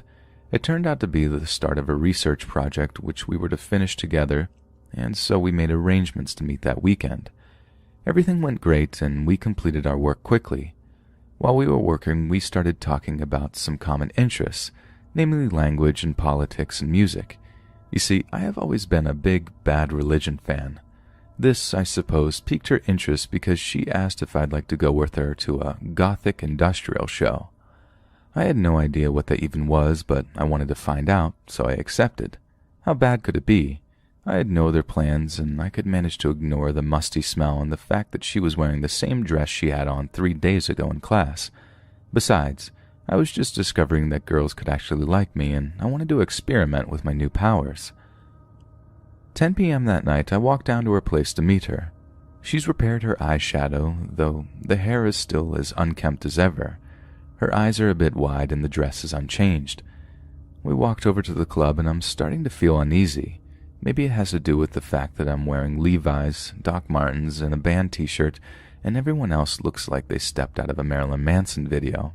Who can really say? Nonetheless, I decide I am going to be open-minded, so we stroll inside to the humming single-frequency bass beats of what I presume was a great example of gothic industrial. No one is dancing. People are standing around like the zombies in I Am Legend, just kind of rocking back and forth to undefined goth noise droning like mind control waves through the air, floor, and walls. Reflexively, I look for Jackie, who had closed her eyes and joined in the strange ritual. Surreal. After the song, she tells me, "Need to pee bad," and asks me to get beers for us. Mind you, I don't even have ID at this point, but screw it, I stroll over like a boss and demand beers. No questions asked, the bartender hands them over.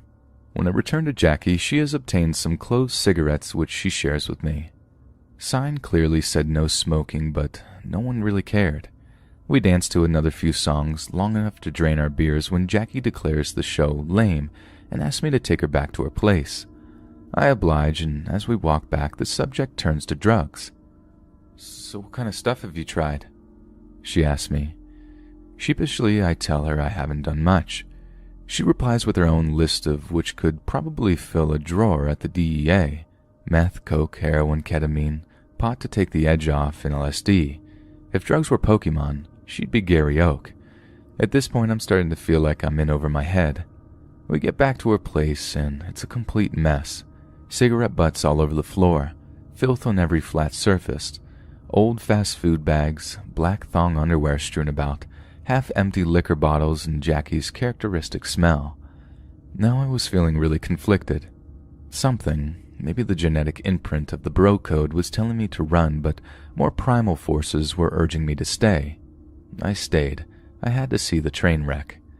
We sit down on her sticky green shag carpet and start talking again about politics. Jackie was well read to be as messy as she was, and we had a pretty good talk.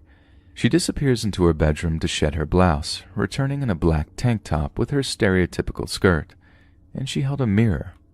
What could this be for? Right in front of me, Jackie pours out 3 lines of coke and snorts 2 of them like they're Afrin. She offers me the straw. I decline, and so she snorts the other one with the opposite nostril. I could have been astonished, except that she had continued our conversation like nothing at all had happened. She was completely lucid. We smoked cigarettes and continued our chat, which eventually turned again to drugs and our drug experiences. At some point, I made up a lie about having tried acid, simply to have a little cred and to keep Jackie going with her storytelling. She asked me what else I'd like to try. By now, we were sharing her bong, and I had been sipping the alcohol she had around. Jackie was completely smoking me out with some of the best stuff I've ever had. Eventually, she realizes my relative inexperience and joyfully offers to let me try anything I want from her stash. From a Ziploc bag and a purple Crown Royale pouch, she produces stamp-like things which I presume were LSD, several white rocks, 3 small yellow rocks, diabetes syringes, a vial, which I later learned was ketamine, pot, a rainbow's worth of pills, various and sundry pipes. I didn't know what to do, and with THC skewing my reason, I was having a hard time figuring it out. Jackie, ever unflappable, suggested that we start with ketamine. But while you think about it, she begins to tie a shoelace around her arm and starts cooking heroin in a spoon above the scented candle we've been chatting around, and after offering me first go, which I decline, injects herself.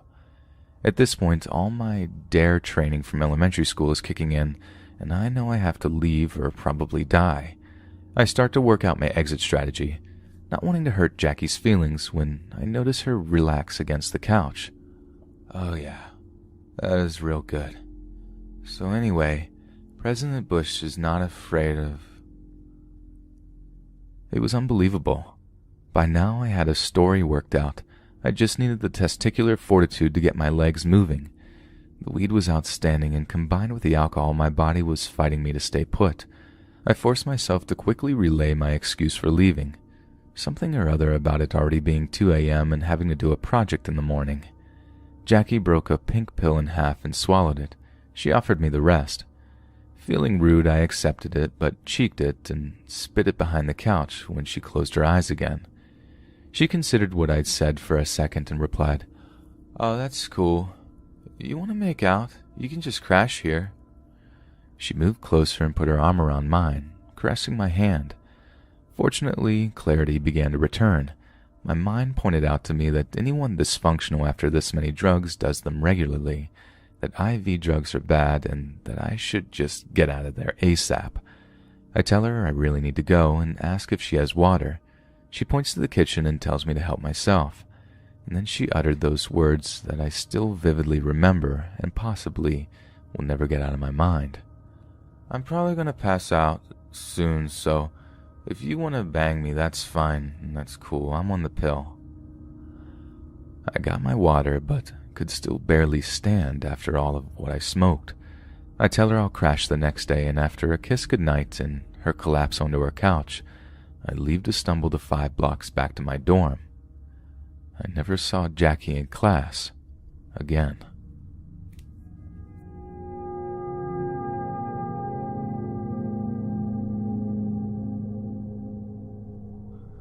I was in my freshman year of college, and I was cramming for an art history exam on the social floor of our campus library. Out of nowhere, a guy came to my table and sat across from me. He seemed about 22, rugged black hair, toned olive skin, pretty brown eyes. He flashed me a handsome smile and introduced himself as Cal. "Do you like tennis?" Now, I wasn't really in the mood to make conversation, as I had an exam in 20 minutes that I literally just started studying for, but being the curious, ever-friend-seeking freshman I was, I indulged conversation. I told him I didn't play tennis as he was looking for people to practice with, but I learned Cal was a transfer student and that he was into art comics and foreign films just like me. Honestly, we really hit it off, so we exchanged numbers and I agreed to go over to his apartment later that night to smoke.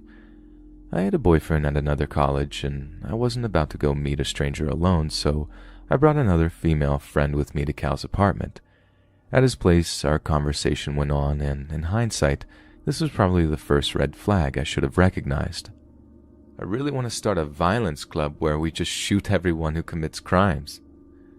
The way he said this made both my friend and I think he was joking, but there was a weird, cold, detached tinge to it. Later that night, Cal chucked his lighter, it was closed, at my friend's face in reaction to something she said. My friend was fine, but Cal indirectly made it clear he did not want her in his apartment. Second major red flag. I told him that wasn't cool and that we had to leave. Cal immediately apologized and walked us out. As we walked back from his apartment, my friend and I agreed that Cal was not what he seemed to me before, charming, studious, and genuine. Weeks go by and Cal kept texting me and messaging me through Facebook. He told me about his broken childhood and how he felt he could open up to me so much. I responded as I felt sorry for him, but I probably shouldn't have. One night I woke up to 22 drunken texts from him about how his life is going to crap, how he thought he loved me, and how 7 out of 7 dentists think I should stop dating my long-distance boyfriend and move on to Cal. Sorry, I thought that was just so outrageous. He set up a lot of creepy hangouts. Hey, do you want to come to the forest with me and help me finish this bottle of vodka? I sent him a stern message I wasn't interested and promptly stopped replying to the rest of his messages. This kept him away for a while, although I saw him a few times on campus, in the library at the same spot I studied in. Soon after, the semester ended and it was summer break. After I blocked him on Facebook and my phone, Cal still sent anonymous texts asking if I wanted to try MDMA with him, and yelling at me for bringing my friend that day I hung out at his apartment, and at one point threatening to break into my dorm as he claimed he knew where I lived and where I was interning at for the summer. Every time my phone buzzed, my heartbeat would skyrocket. I was so scared to check my phone or leave any social media presence that I deleted all my accounts in hopes that he would stop cyber-stalking me. Later that summer, I got an email from Cal, which creeped me out to my bones. Hey cutie, did you miss me? Do you remember what day it is? Are you going to wish me a happy birthday? It's not like I'm asking you to have your way with me or anything. I reported him shortly after that, but this is what gets me the most. The same semester, one of my good friends told me she met him in one of her classes and that she got a text from him that said, "Do you like tennis?"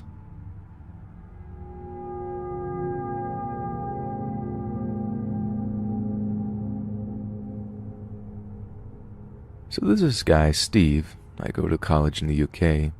With that, I get a very creepy vibe from, so much to the point I've decided to share. I first met him near the start of my first year through mutual friends. My mate dated his friend, and he struck me as being a bit odd. He wouldn't join in as often with the conversations we had, and when he did, his interjections would usually be distinctly creepy, with a common theme revolving around killing people. So, the year goes on. Steve seems relatively normal, if a bit off-color, but nothing too bad. We're a bunch of idiots anyway, so he hangs around with us. Then one of us held a party to which Steve wasn't invited.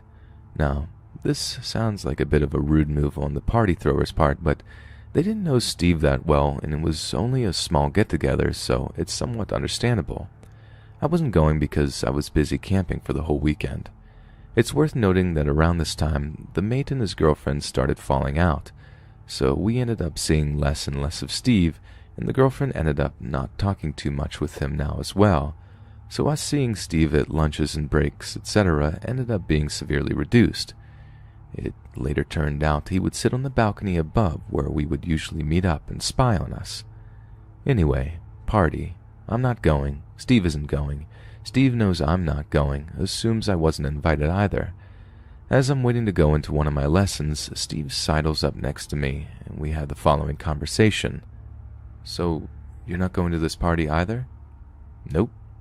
Shame. Say, want to go to it anyway with some shotguns and kill everyone there? I kid you not. That just happened. I mumbled nope and hurried into my lesson. That's the end of Steve for that year. After I told everyone else he propositioned me to kill them all, we made a point of avoiding him. Year 2, Electric Bungalow. So for the second year at college, they shuffle the buses round a bit. We don't mind. Our bus turns up 5 minutes later, so the mornings are slightly easier on us. We all live in the same town. The first ride to the college is fine, aside from being inundated with all the New Year's. Way back, big problem. Steve now gets our bus back. Worst problem. Steve is now sitting with us. First I heard him describe just how he'd kill everyone on the bus. I'm a victim and not a gunman numero dos this time, then it gets a bit weirder. Let me preface this by saying I'm not a girl, I'm a 160-pound, 6-foot male. Apparently he's writing slash fiction of me and my friend. We caught him taking pictures of us sat next to each other the other day, and when we sat specifically where he couldn't see us, I get a text from the other friend sat at the back of the bus simply stating, "He's taking pictures of your shoes." Plus, he's apparently going to make a Tumblr of us and mix our names together or something. Also drawing. There's drawing of us involved somewhere too. When I asked what sort of drawing, he said it was going to be relationship drawing of some such. I think I can guess it won't be the hand-holding Christian no-sex till marriage type. Presumably the photos are for that of the source material.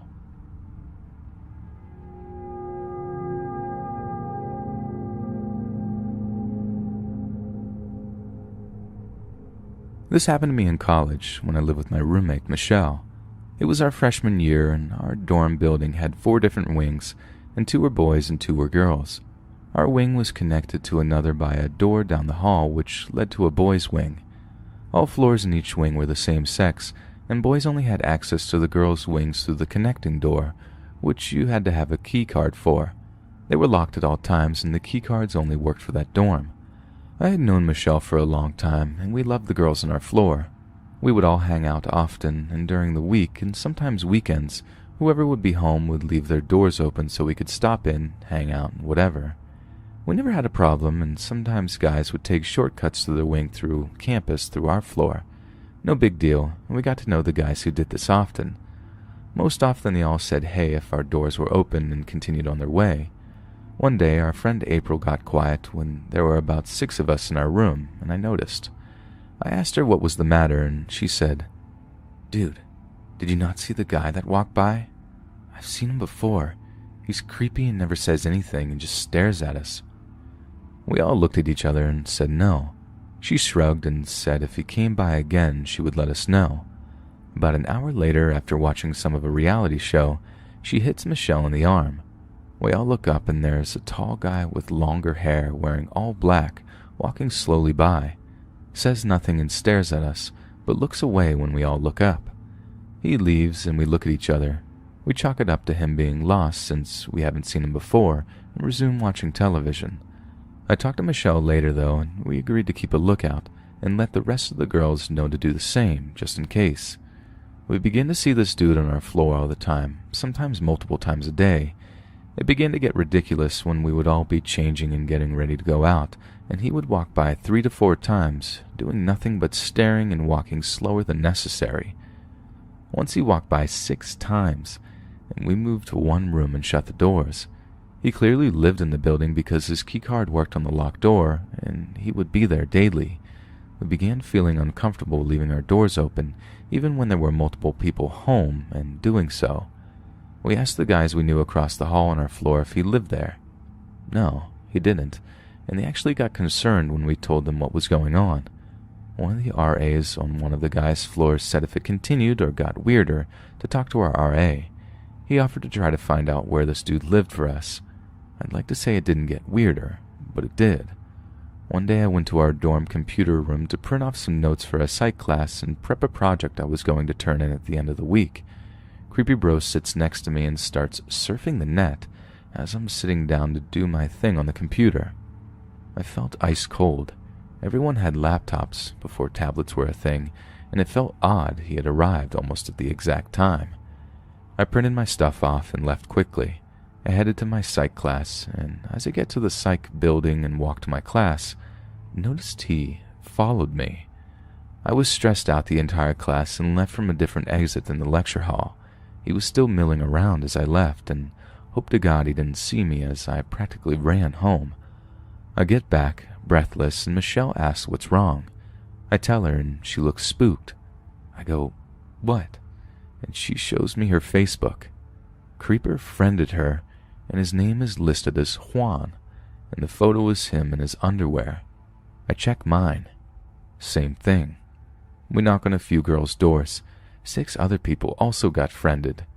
We said nope to that and practically pounded our RA's door down and said what had been going on.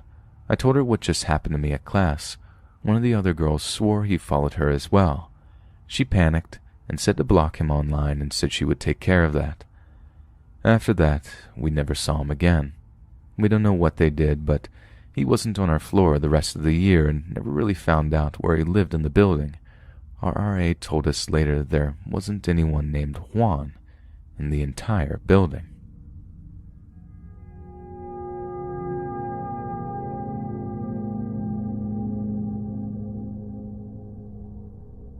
I'm an 18-year-old female.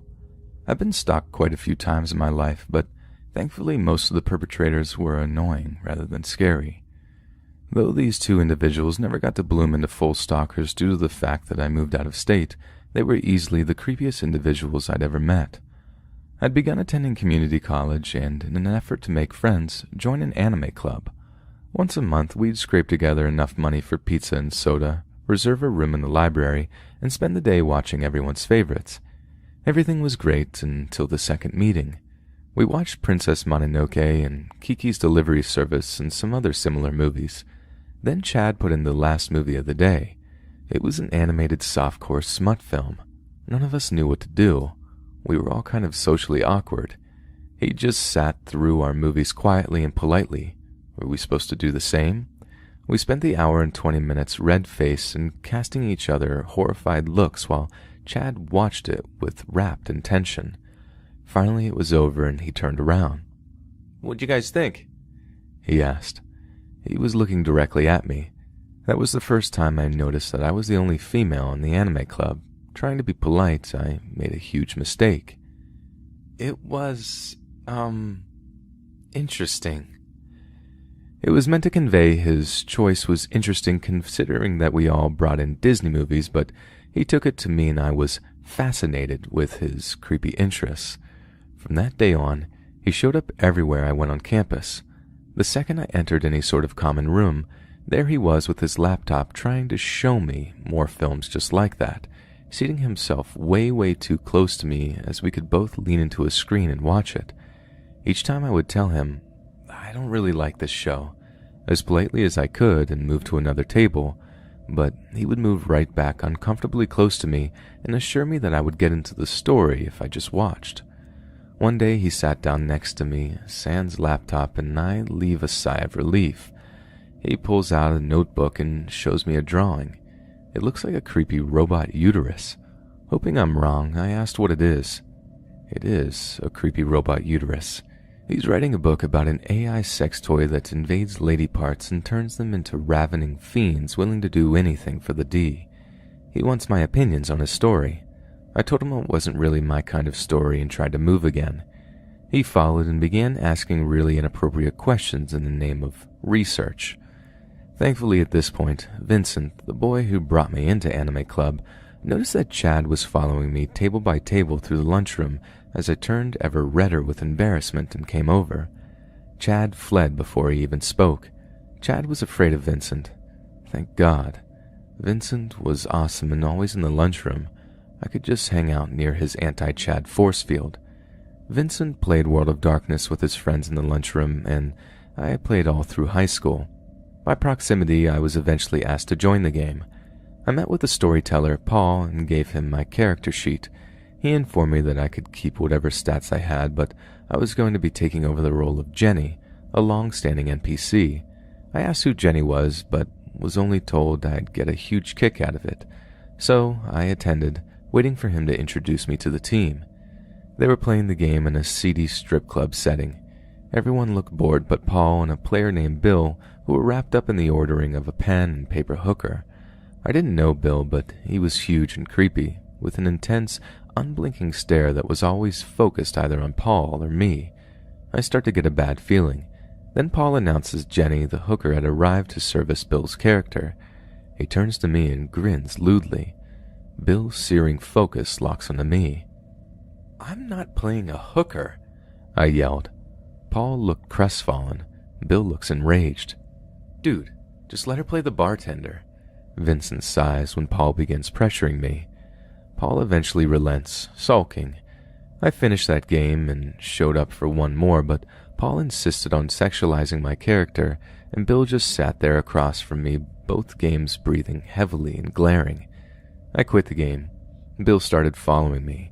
He never spoke to me, just sat across the room from me, glaring and snorting, with Chad, and they were friends. Of course they were. I had to abandon the cafeteria entirely because, while Chad was creepy, I was pretty sure Bill was dangerous, and he wasn't afraid of Vincent. Also, it really looked like Chad was encouraging him to do something while they stared at me, whispering. I left the state at the end of the semester, but kept in touch with Vincent. About 7 years later, I married him. When I brought up all the crazy things that happened back when we met, he told me that actually everyone was afraid of Bill, particularly Paul. They tried to disband the game because all Bill wanted to do was rent fake hookers, but he made veiled threats that he might do something insane if they stopped playing with him. To this day, I think Paul was offering me to Bill the same way you offer the crazy guy at the office a Snickers, just in the off chance that if he does do something drastic, he won't do it to you.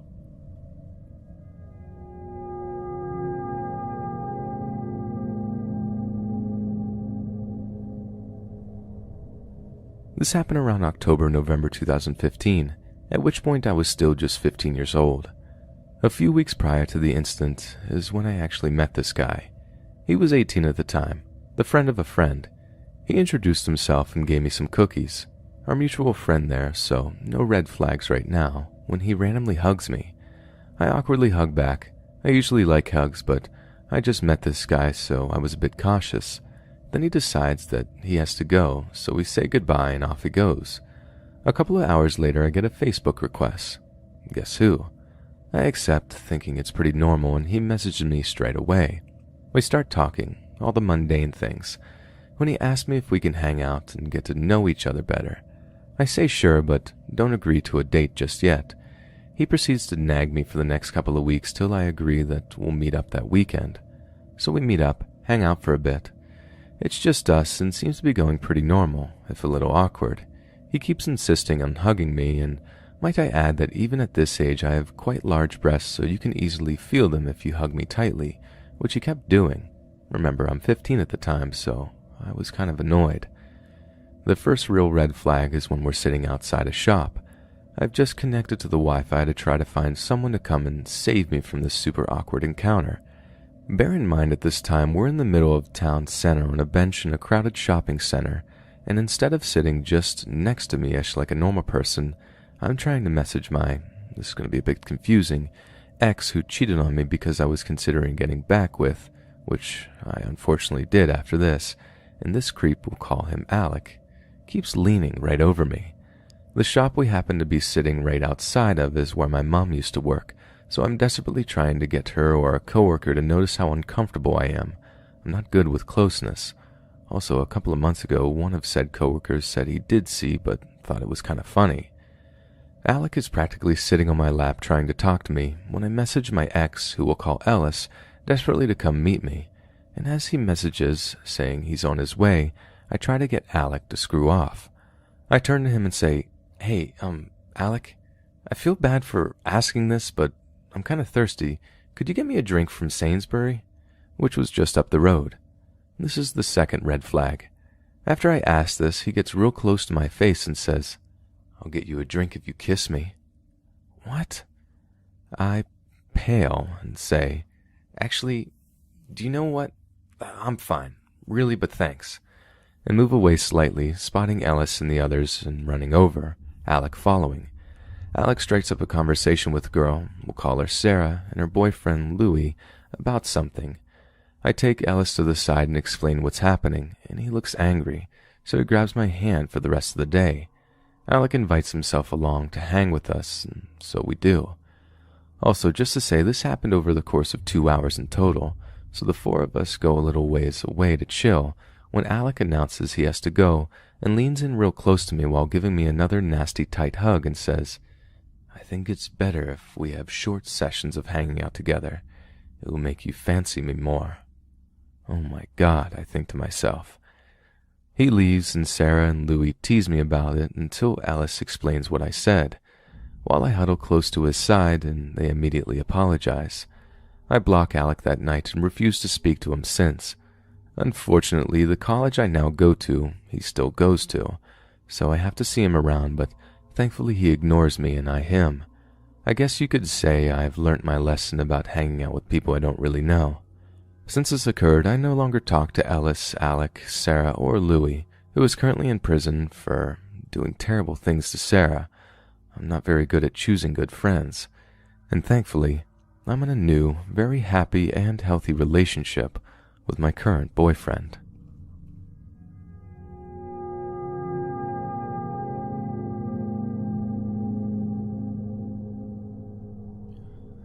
The college I went to years ago felt like a safe haven. I'd grown up in a place where I'd lock my bedroom door at night, but not the front door. I feared what was already in my house more than any stranger. College was different. Only women lived in my dorms there, and we all looked out for each other. We all knew what it was like to be creeped out or scared or worried for our safety for one reason or another, so it felt safe. The dormitory I lived in was an old building built in the 1910s.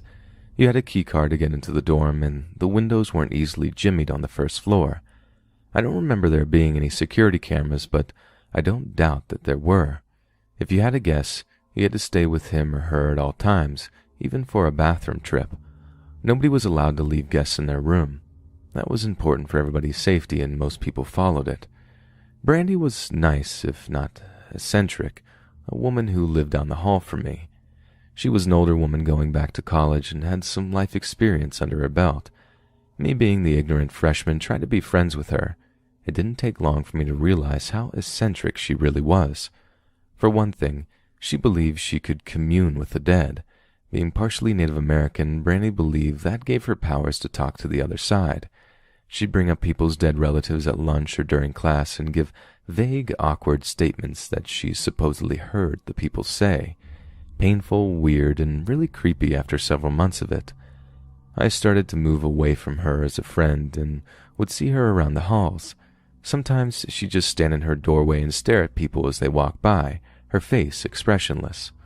Over time, she seemed to have descended into madness. She started screaming up and down the halls about being watched at night. The RA got really angry, but Brandy claimed she was sleepwalking and apologized. She did this 4 times a month. Another night, she knocked on everyone's door and jimmied the doorknobs to make sure they were safe. Brandy tried walking on my friend Alice while she had her girlfriend over. Alice refused and tried closing the door, but Brandy stopped it with her hand. She whispered to Alice how wrong it was for her to be gay and that she was going to hell. Alice tried to write it off, but it was beginning to look like Brandy had serious mental problems. Brandy was unhinged. She'd taken to staying in her room and hadn't gone to class in weeks. Whenever we'd see her, she was hoarding food in the lunch halls or staring angrily at people from her doorway. Sometimes she'd go to the bathrooms whispering to herself and scratching her elbows furiously. She would even draw blood. The last thing I remember of her was when people had gone to sleep, I was taking a shower. I walked out of my room to her sitting outside her room, scratching at the door and meowing. When I walked by, she stopped, cocked her head towards me, and screeched like a cat in heat, and she quickly opened and shut the door, locking it behind her. By mid-fall, the college kicked her out. She hadn't paid any of her bills or applied for loans.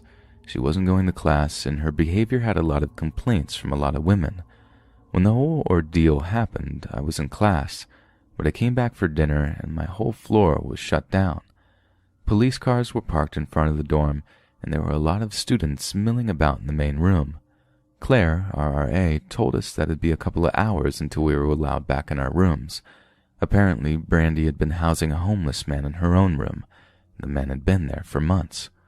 According to Claire, who was willing to answer all questions she could while we waited to go back to our rooms, she claimed that he was her brother, since Claire had seen him a couple of times. That's why I didn't raise any suspicion. When the administration told Claire to inform Brandy that she was kicked out, she saw the man hiding in the closet. Claire didn't say anything. She only saw a shadow and pretended like nothing was wrong. But she called the cops immediately. Something was off. When the campus police came, they immediately arrested him. He was a several-time convicted predator. He had a warrant out for his arrest in other states and had been keeping a bloody knife, rope, and duct tape in Brandy's closet for safekeeping. Brandy knew about this, but believed him to be the Son of God and let him do as he pleased. At any rate, he could have gone into someone's room if they didn't lock the door at night. I still shiver when I think about it. And I haven't seen Brandy since. I heard she was put into a mental hospital in another state, but who knows? I hope she gets the help she really needs and that the homeless guy gets put away for good.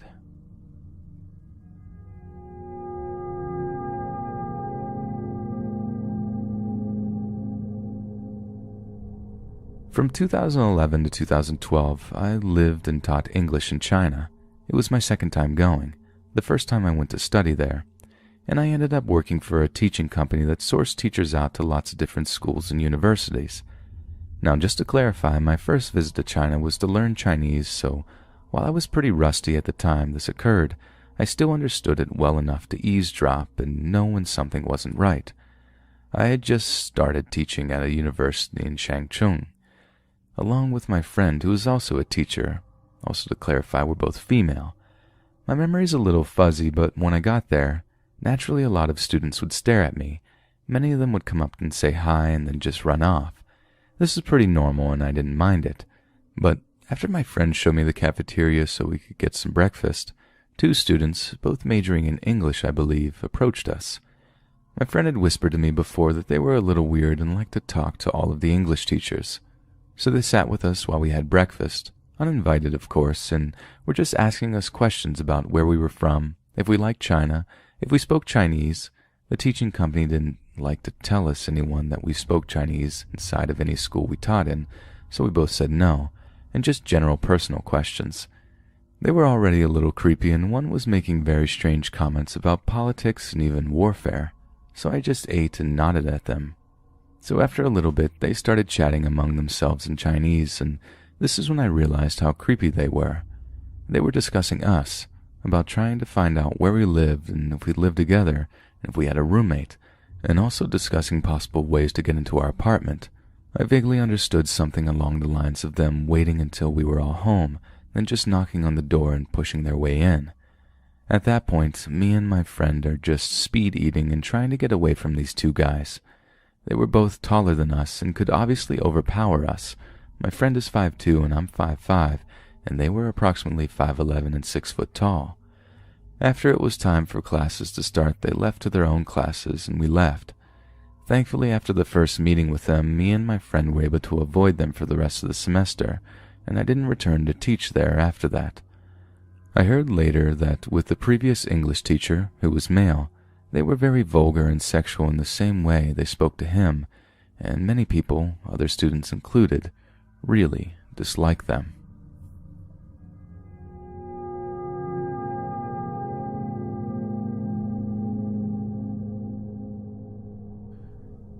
Two years ago, my life was completely different.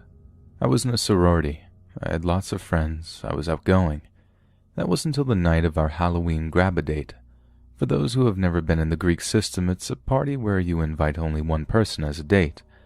I had recently met a gorgeous guy who was on my college's football team. I invited him, and he said yes, but that his friend from out of town had to go too. I convinced a naive freshman to take him. On the afternoon of the day, there was a football game, so unlike the majority of girls and their dates, I had to wait for my date instead of drinking. The game ended with just enough time to take a shot of vodka with my date and the two guys before we had to rush to the bus to meet the freshmen and go to the boat where the party would be held. I ended up finding my date and his friend rather creepy while on the boat and ignored him for most of the night and danced with my friends. Unfortunately, my keys were at his apartment, so after we got off the boat and back to the Greek system, I had to return to his place. This is when things went wrong. I quickly went to his place and grabbed my keys, but by the time I found them, he poured a shot for each of us. It was just me, his friend, and himself. I at first declined, but they insisted I take it before I leave. I don't remember anything after that shot. The grab-a-date was on October 30th. Halloween morning, I woke up to a strange beeping. I was extremely confused and had no idea where I was, but I was terrified. I felt too weak to move, and after a few minutes realized the beeping was coming from the machine I was attached to. Even then I didn't realize where I was. I just started yelling. After what seemed an eternity, a grumpy nurse walked in. I asked her for a phone, which she gave me and left. In my confusion, I couldn't figure out the phone, so I had to yell for her to come back. Eventually, it was figured out and I called my dad. This was the scariest Halloween for my dad, waking up early from an unknown caller that ended up being his daughter 2 hours away in the ER. After that phone call, I fell asleep and woke up to my dad in the room crying. It turned out that I had stopped breathing a few times that night. The first time was within a half an hour of taking that shot. I later found out that rather than calling for help, he left my body on the steps of my sorority where, thankfully, another girl was coming home while he was walking away. She was the one who called the ambulance.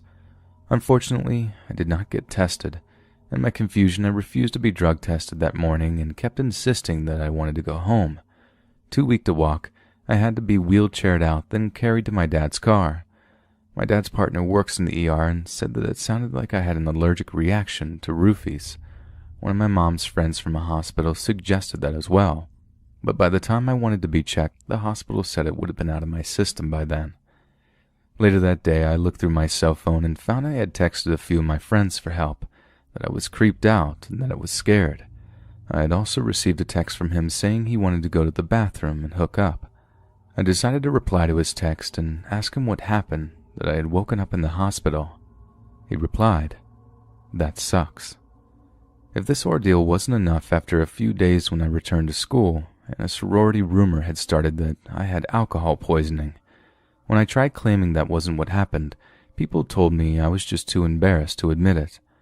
I wasn't even sent to standards, which is sorority court when you get punished, and I was told I wasn't allowed to go to another grab-a-date that quarter. Very few girls even asked if I was okay. I wasn't.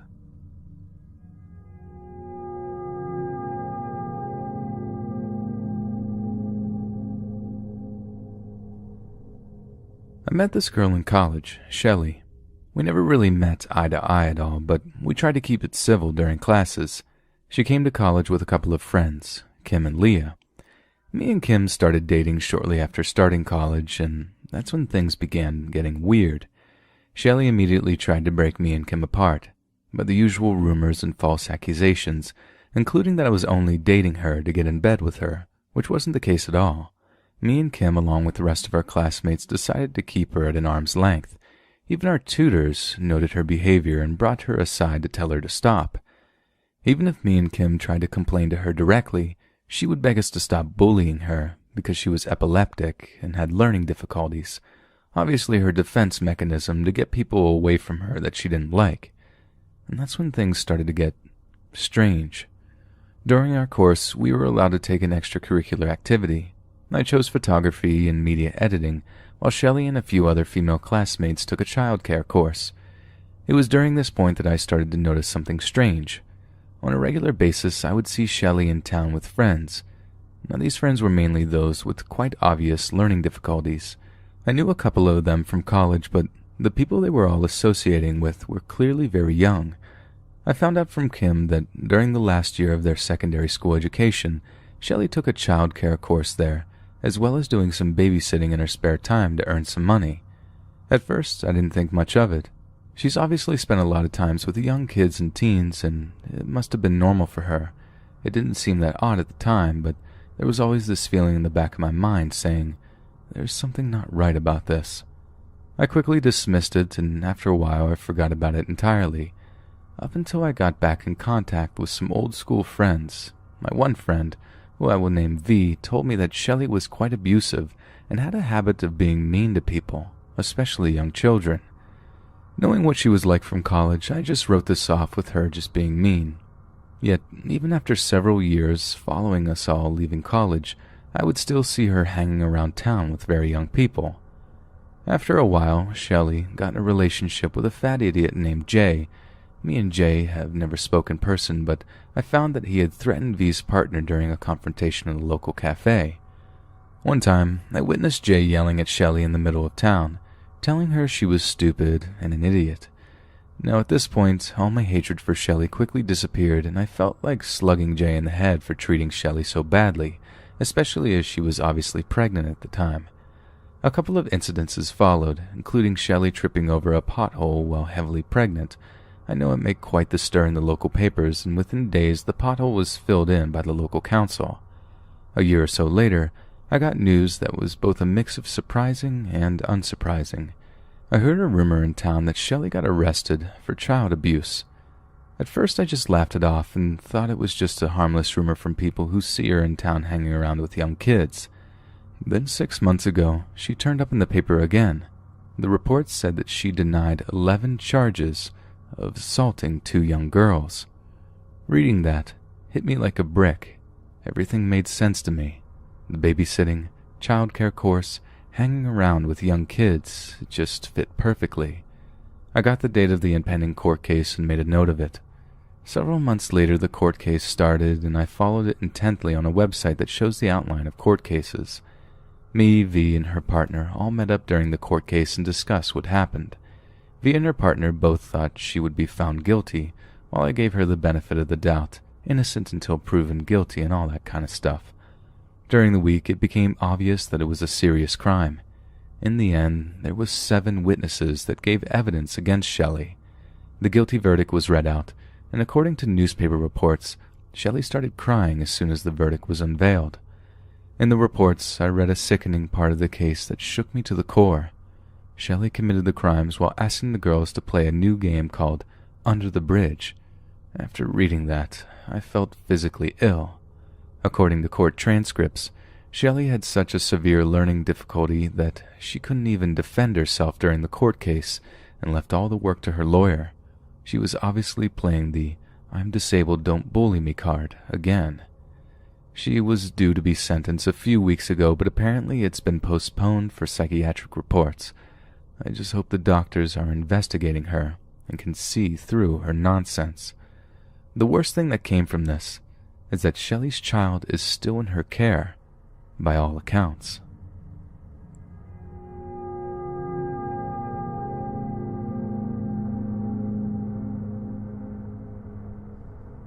I'm still shaken up. This just happened to my friend and I this afternoon. Usually stories like this take place in a dark alley or in the creepy setting of some deserted place. But no, not this time. I don't even feel safe anymore. I just moved to college. I'm 8 hours away from home. I'm sitting in my dorm, still shaking. I want to cry. For God's sakes, I've only been on campus for 5 days. Today, my friend Aaron and I had some downtime, so we decided that we would explore the campus and find all of our classes for the coming Monday. This is our official first day of classes, so we knew where they were. It was around 7 p.m., but not dark. The sun was getting low in the sky, but it was a nice evening. People were out walking, construction guys were still working, because it was so cool, which is really unusual for an August day in the rural American South. Aaron and I go to map out his schedule. He's a computer science engineering major, so we had to go to this huge chemistry building to find his chem lecture hall. The first building we went to was a failed attempt. It was the wrong place. We walked across the street to another building, which opened up into this huge auditorium-looking place. It was dead inside, probably because it was 7 p.m. during the summer, but it was still unlocked to us. It was eerily silent inside, almost too quiet. Aaron and I walked around looking for someone to help us find his chemistry class. There was a guy in a janitor's uniform sitting near the rear exit of the place.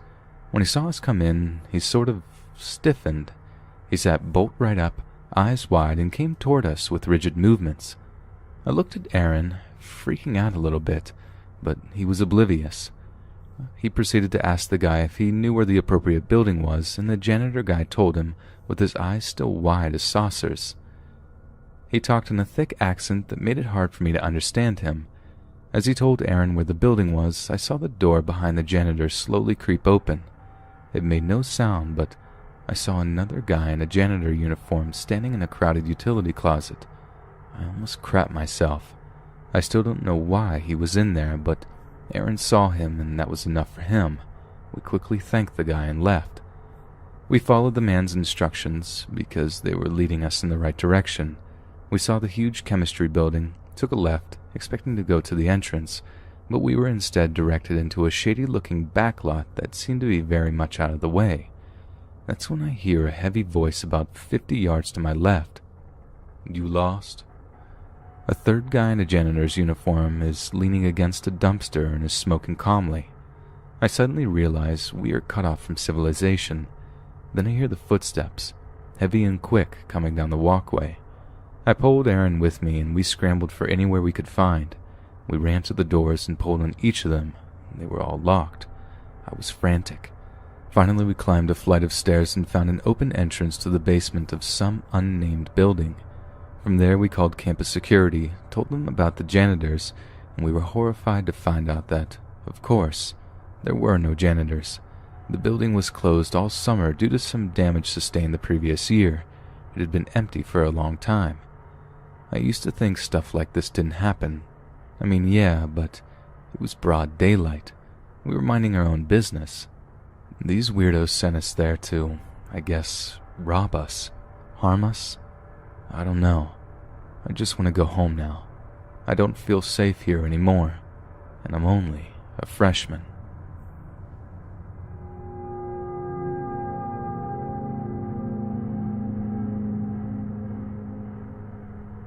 To give a basic summary, the events of this story occurred between September 2014 and June 2015.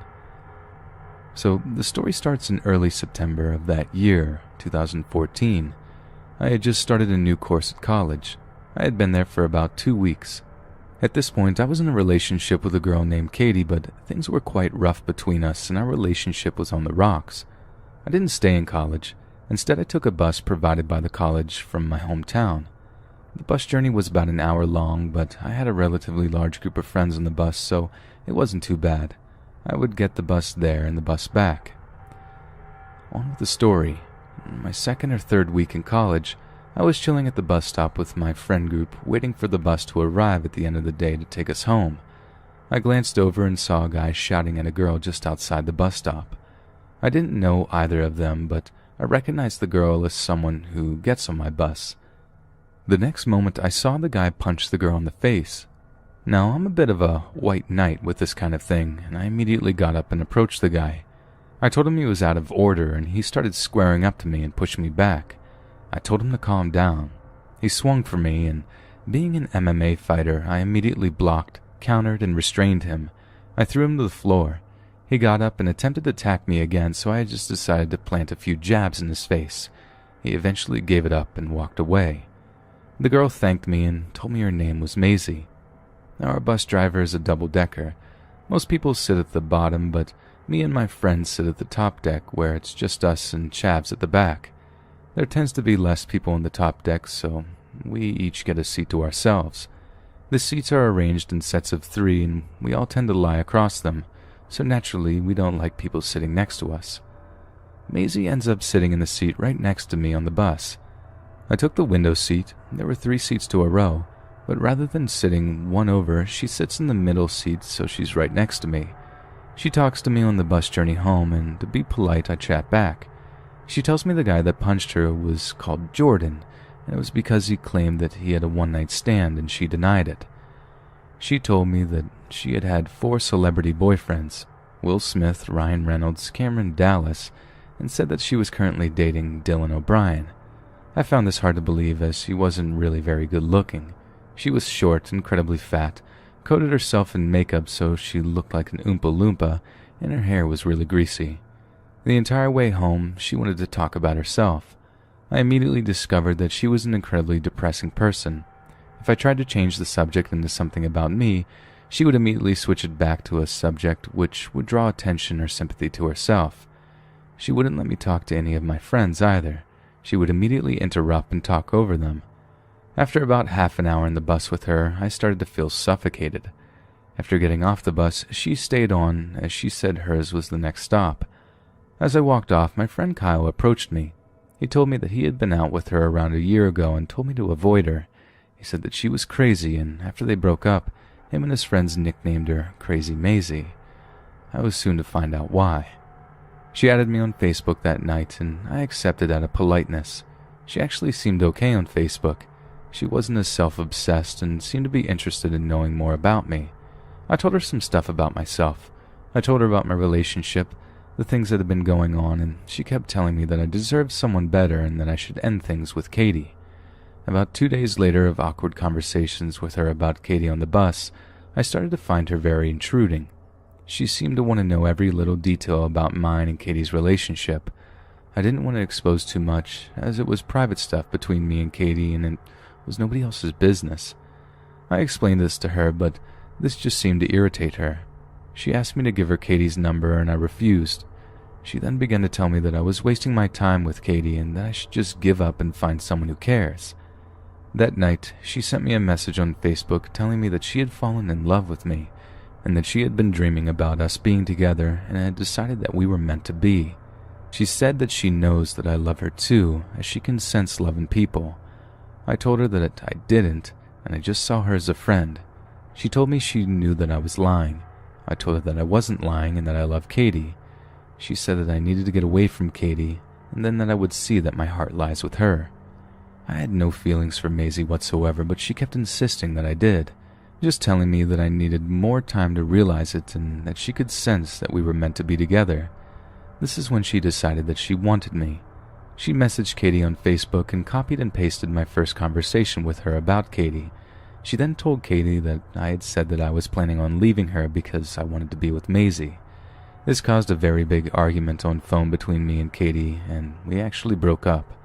I was really upset about this, and I had very strong feelings for Katie. Maisie could obviously tell I was upset. She approached me and immediately hugged me.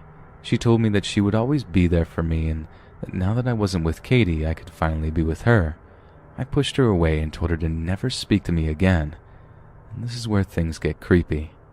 Throughout October and November, she was harassing me with messages, just saying things like, "Hey, hi, you there? Where are you? Why don't you speak with me? Hello," which I completely ignored.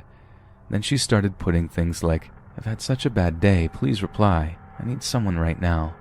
I knew she was playing the sympathy card and continued to ignore her.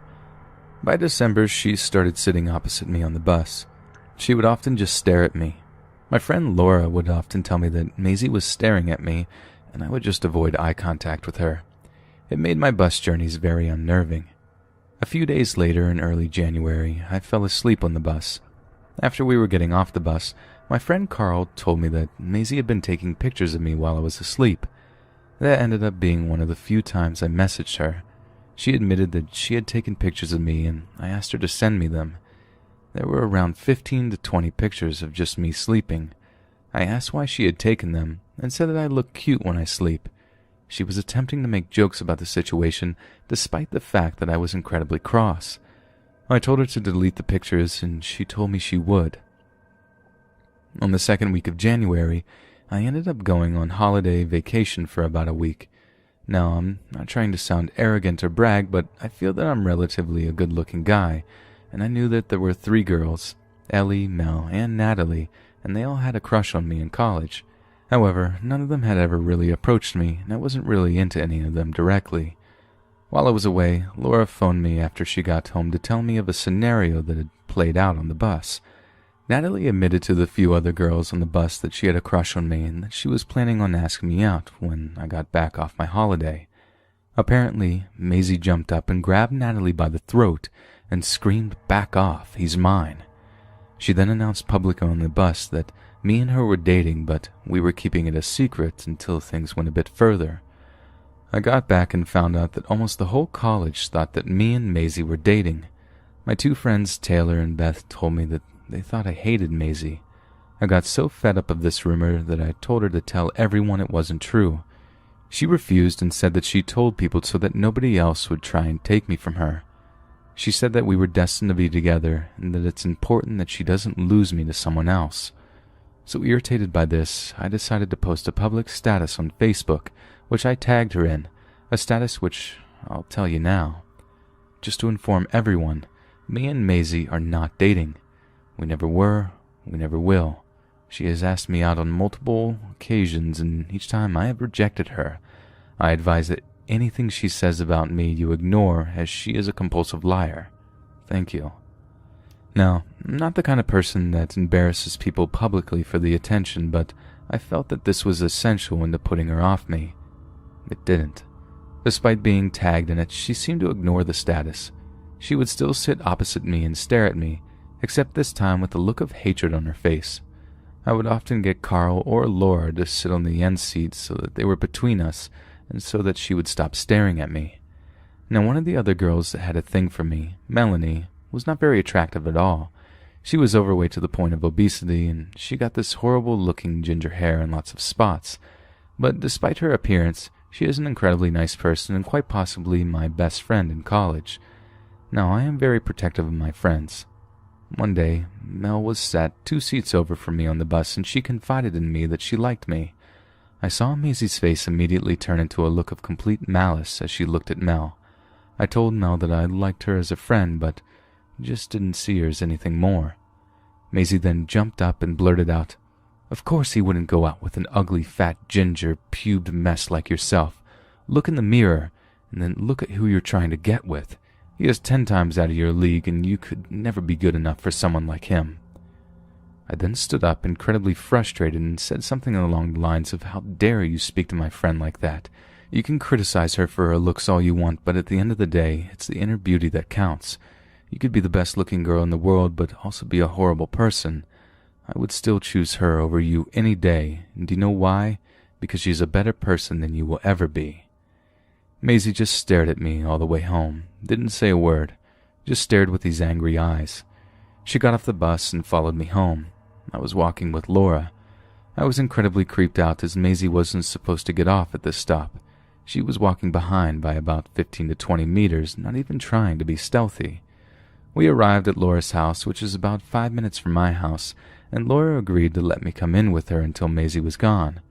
Her boyfriend Caleb was there, who I'm pretty good friends with, and we pretty much just sat and played COD Zombies for about 3 hours before I left to go home for dinner. After 3 hours, I assumed it would be safe. I was wrong.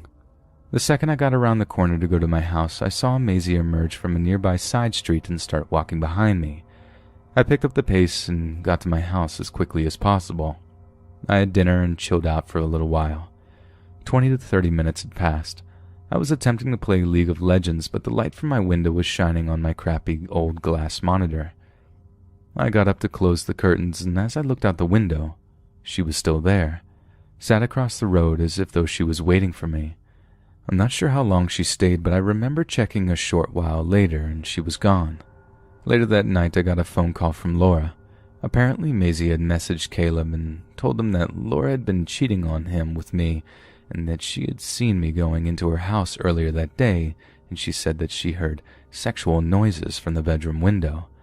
Caleb just laughed and told her that he has been at Laura's house since she got home from college. I came around and played Call of Duty with them and nothing else. A few days later, she posted a status on Facebook saying, "Person I want to marry, Jay. Person who wants to stop me, Sarah. My ex, who I am on incredibly bad terms with." This caused an incredibly big argument on Facebook between me and my ex, as Maisie had told both of us that the other one had told her to post it, as we wanted to be reunited apparently. After we both discovered that Maisie had done this to cause trouble, she deleted the status and claimed that she never posted anything like that. In April, she got a new boyfriend called Ben, and I ended up getting a new girlfriend just a few days before, called Sophie. When I had first got with Sophie, Maisie had told me that it was unfair. She told me that she had just broken up with Dylan O'Brien, the guy from Maze Runner, to be with me, and that because of all of that she had done for me, I owed her, and that I could pay her back by just trying in a relationship with her. She told me that it didn't have to last, just to try a few months. I refused. Then a few days later she got with Ben. She was with Ben for around 2 weeks before they broke up, and she told me that she had cheated on him with me.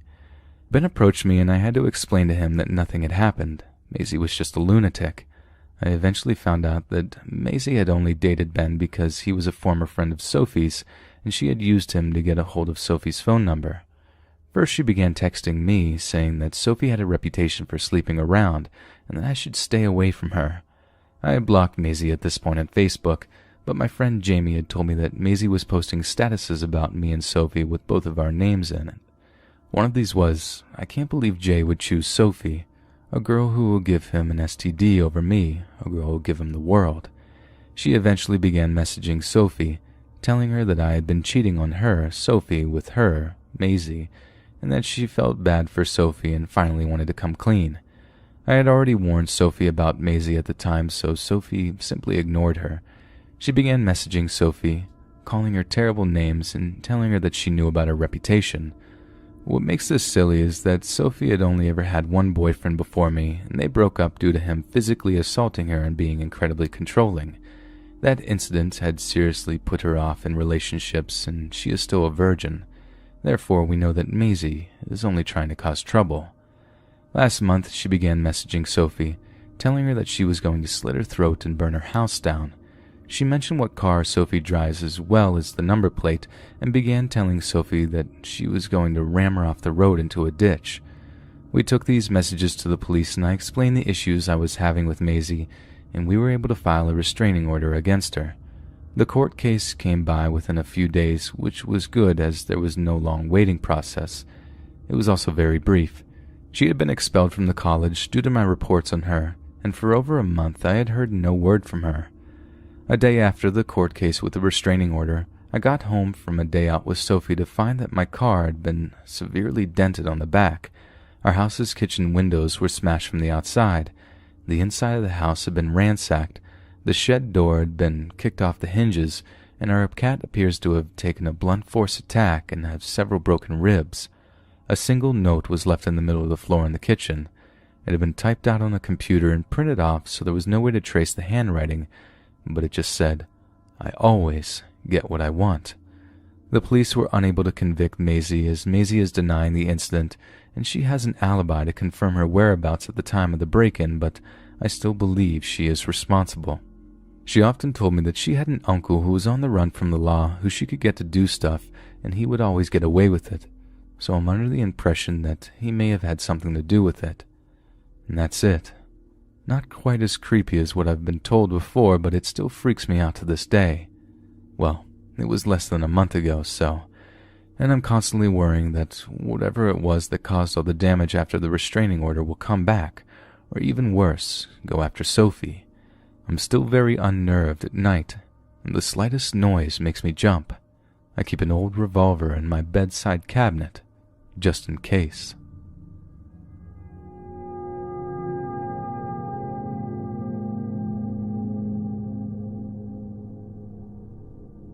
I live with my parents and I don't like being a burden, so while still in uni I decided to leave ads around the city offering help with kids' homework and private lessons. Finally someone called me. At that point nobody had called and I was desperate for some cash, and I started giving English lessons to a woman, Anne. She claimed she needed to improve her speaking, but turned out that she had to start from the basics. We saw each other weekly and more frequently after I graduated, always in the late evening from 7 to 9. That day was just like any other. We were sitting in her kitchen, she listening to an audiobook and reading, and I watching out of the window bored out of my mind. Our apartment is on the first floor of a small complex, 4 units in total, with another complex on the left and a house under construction on the right. All the houses face a field where I usually park, and across the field there's a busy street. It's not strange seeing people pass in front of the windows since you have to go past it to get to the stairs of the complex, so I was used to seeing shadows in the windows all the time. I even recognized the voices and shadows of other tenants. We were busy reading and translating. Only 15 minutes had passed, and it was going to be a long night, when someone knocked on the window. I'm extremely anxious, so I was startled. And also, I've lived my whole life on a 4th floor, so the idea of a ground floor apartment is always unsettling for me. The higher the better.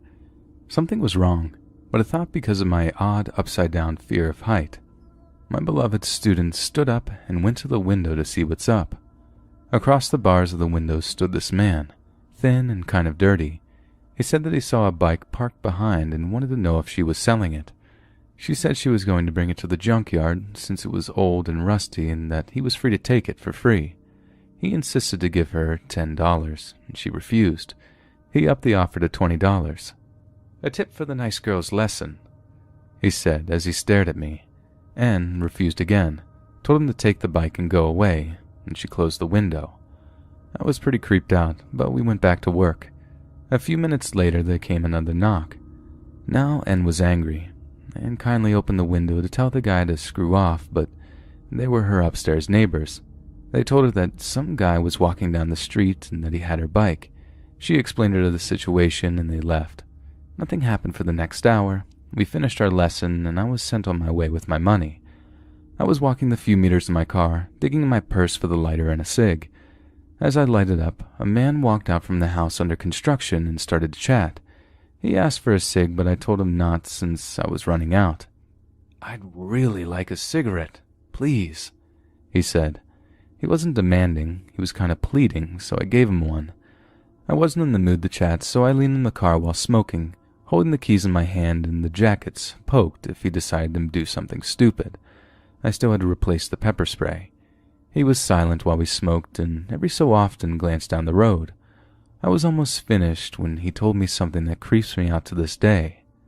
"Sorry if I was pushy about the cigarette, but I saw a man hiding near your passenger side and I didn't want to freak you out or call him out. There's something strange in him and the last thing I wanted was to make him lash out. He went away when I talked to you." In that moment, I realized that the only way for him to know about her bike was to have gone around the house in the back garden, and he did know about the lesson.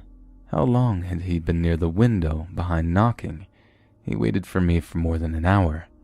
I didn't want to leave so soon after he left, so I lit another cigarette, all the while thanking the nice construction worker and offering him the meager remains of the packet. Turns out he didn't even smoke, but he thought it was the only way to approach me without creeping me out or being beaten with my books-loaded purse. He then drove behind me till we got to a turnaround. I checked nobody was following. I was paranoid, blame me, and got home. Reported to the police the following day. I doubt anything would have happened. My car is old as balls and only had a manual lock, so by the time he would have opened the door, I had all the time to get myself out of there and cry bloody murder. But anyway, it was an ode of many of my creepy encounters.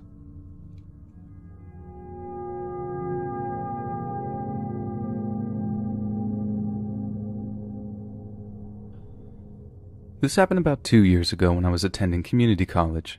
It was towards the beginning of the semester, and I failed an assignment in my geography class because I totally messed up the latitude and longitude of a few locations. My professor told me that I could make up the points if I went to tutoring and had the geographer tutor teach me how to do it. That day, my 3-hour political science class got canceled, and at this time, I didn't have a car, so I couldn't just go home, and my ride wasn't going to come until the time the class normally ended. So I decided I would get it over with. I went to make an appointment, but the tutor didn't get in for another 2 hours. No big deal. I made the appointment and figured I'd go wait in the library. The library has 2 couches, very coveted territory, and I saw that one was open, so I quickened my pace to try and plop myself down before anyone else notices that it was free. I'm a few feet away from the couch when I see a guy walking toward it, too. I hesitate for a moment, too polite to just throw my stuff on it, and ask if he was planning to sit there. He shakes his head, so I smile and set my stuff down. As I'm rifling through my backpack looking for a book, I can see him looking at me out of the corner of my eye. He started toward me, looking like he was going to try and talk to me, but then decided against it and walked away. So I spent 2 hours in the library reading and listening to music, and I see that my appointment time is coming up. I pack up my stuff and get going. I walk out of the library and toward the learning center. My headphones are still in, and I'm listening to my favorite song, so I've kind of got a bounce in my step. I notice that my shoe is untied, so I get down on one knee to tie it. As I'm tying my shoe, I realize that someone has come up to me because I'm suddenly in their shadow. I look up, and guess who it is? Yeah, same guy from the library. I'm immediately creeped out. Did he wait around for me to leave? I finish tying my shoe and stand up, and he says hi and asks for my name.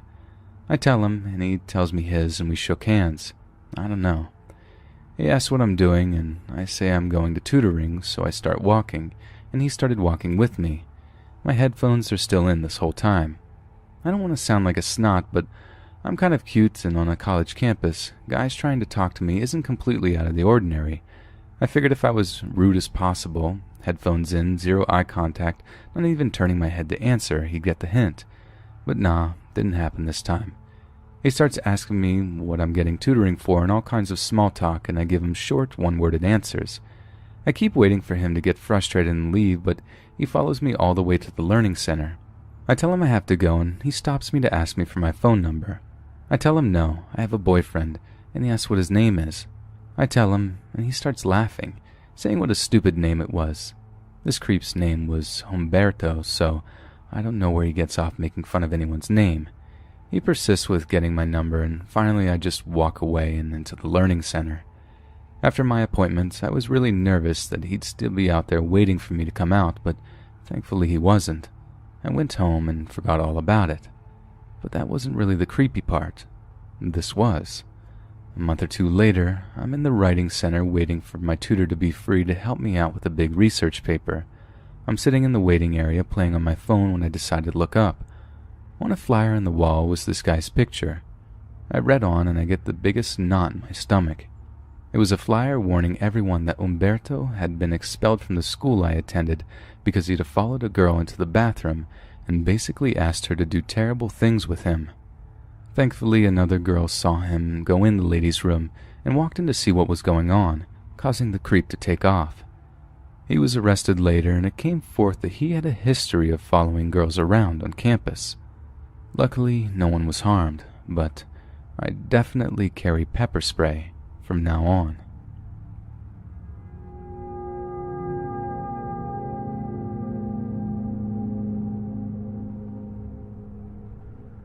My roommate and I moved into our dorm a few weeks ago. It's an apartment-type dorm whose door opens right outside onto the sidewalk. There are 2 floor-to-ceiling windows, one on either side of the door. These are covered by curtains, but there are gaps in the sides where one can peep in from outside if standing at the correct distance. Now, my roommate moved in before me. While I'm an older college student who has learned to be cautious with who I allow in, my roommate is a freshman and has not. She allowed this kid, Jake, in and they talked a bit. He came back the next night and was there when I showed up. I thought it was kind of creepy, but I let it slide. But Jake just kept showing up uninvited. When my roommate accidentally left the door unlocked, Jake opened it and walked right in. My roommate was starting to get nervous because Jake wouldn't stop showing up and being creepy and complained to me. I didn't quite believe her until tonight. I was cleaning up my desk before bed when I turned enough to see through the gap in the curtain, and there was Jake, standing stock still a few feet down the sidewalk and staring right through the gap into the room. Our eyes met and my heart stopped. As my roommate dove under her covers, I opened the door just a crack and asked him what he was doing. "I was just walking around." No, he wasn't. He'd been standing there staring in. I turned the light off, locked and deadbolted the door, grabbed my phone and pepper spray and climbed into bed. A few minutes later, it sounded like someone was rattling on our door. It's quiet now, and I don't think anything else will happen tonight, but what do you think we should do? Are we overreacting? Please speak your mind, because I need advice.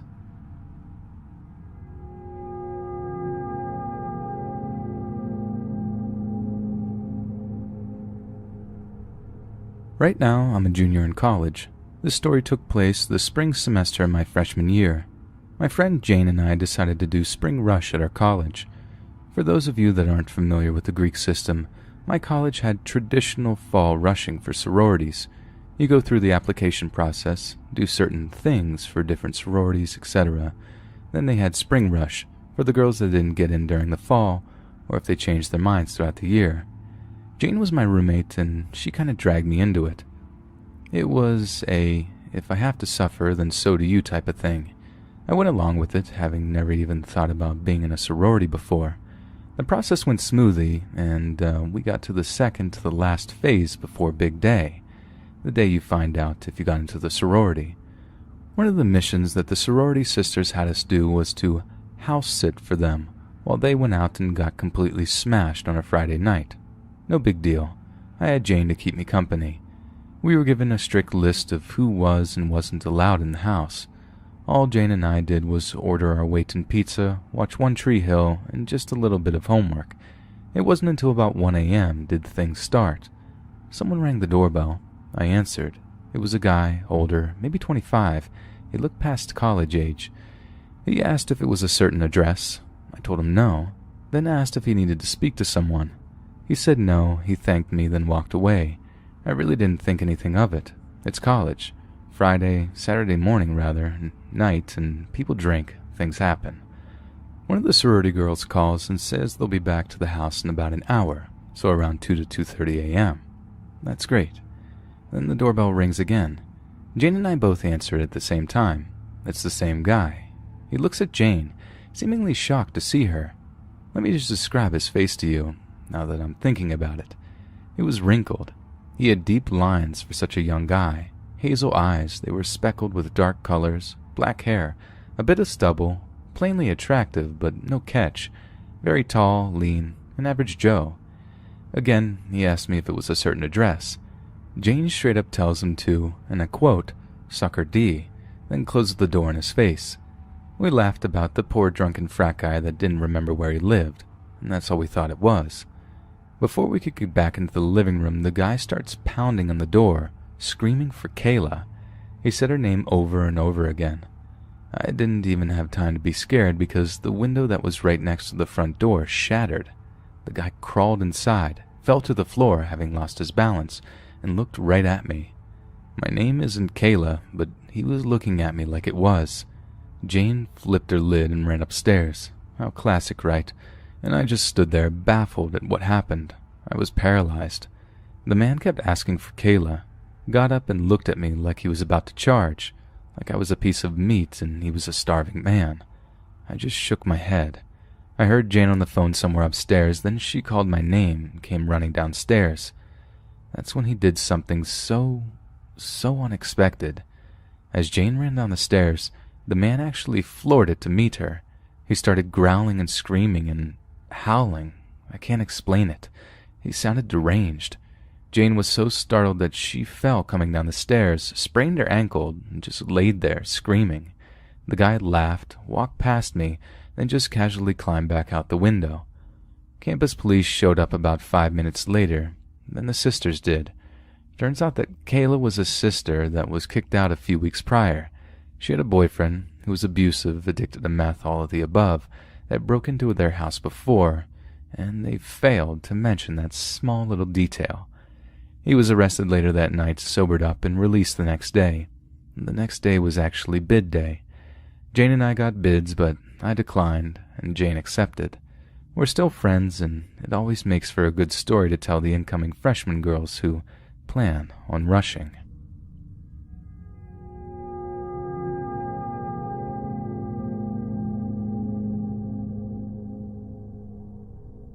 This takes place last semester at my university. Naturally, being broke and a student, what do I do in the weekends? Drink and go to a house party, of course. This particular night, my roommates and I all go to this apartment party. The apartment itself is pretty nice. There is a long island in the kitchen area where people are playing beer pong. A lot of people congregate in the living room area, talking, dancing, doing other party things, and some in a long hallway leading to the bathroom. And like most college parties, it was dimly lit. Only the lights in the hallway and ones over the island were on. We get there, pretty drunk, and we're having a great time. We played beer pong, caught up with some old friends we hadn't seen in the semester, etc. There were a lot of people I didn't know, but people were friendly for the most part. Still, even in my drunk state, I recognized one kid every time I looked that just seemed out of place. He was wearing a hoodie a bit too big for him, a beanie and baggy pants. Just from his physical appearance alone, he seemed to be out of sorts, as everyone else was done up, looked relatively clean and put together. His hair was poking out from underneath his beanie. All in all, he looked greasy, is what I'm trying to get across here. Normally, I wouldn't have noticed that kid because, as a drunk, straight college male, other dudes are the least of my concerns. But this kid just stood out every time I saw him. He wasn't really dancing, playing beer pong, or talking to people. He just kind of lingered behind this one girl. Admittedly, she was very good looking. She was in a circle of friends, so I figured, if you want to try that, best of luck to you, weird greasy kid. The next time I look over, they're talking. Well, crap. That kid wasn't weird. I'm just a judgmental a-hole. She isn't all over him, but from what I can tell, things are going pretty well. Good for you, kid. I think to myself as my roommate and I lose another game of beer pong. Finally, it's around 2 a.m. Party is still going on, but we're about at half capacity now. I can actually navigate the apartment and pretty much see everyone. At this point, me and my roommate were both keeping an eye out for that kid to see if he was going to be successful in his attempt to woo that young woman. As I search through the party, I notice him and the girl on the balcony. I can only see her right shoulder, as she's leaned up against the wall next to the door. He's leaning on his left arm against the door, still talking about something. At this point, me and my drunk roommate casually approach to get a better angle on the scene. This is when I felt uneasy. She was avoiding eye contact with him, constantly looking down at the ground and off into the distance. From what I could tell, she wasn't exactly an active participant in whatever they were talking about. Then, he goes in for the kiss, and she turns her cheek towards the apartment. Instead of taking the kind hint, he's now kissing on her neck. She finally reaches for the door, ducks under his arm, and tries to leave. As she's trying to walk back in, he grabs one of her arms, and he's trying to pull her back out. She's trying to play it off, laughing under her breath as she tells him to let him go. He's not laughing. He's just glaring at her, trying to pull her back outside. She turns away from him, scanning the room for her friends, I would assume. Then, she and I make eye contact. I didn't know her, but I'm a relatively friendly and social person, so I gave her a confused look, trying to ask what is going on without saying it out loud. She just stared back at me, and she actually looked pretty scared.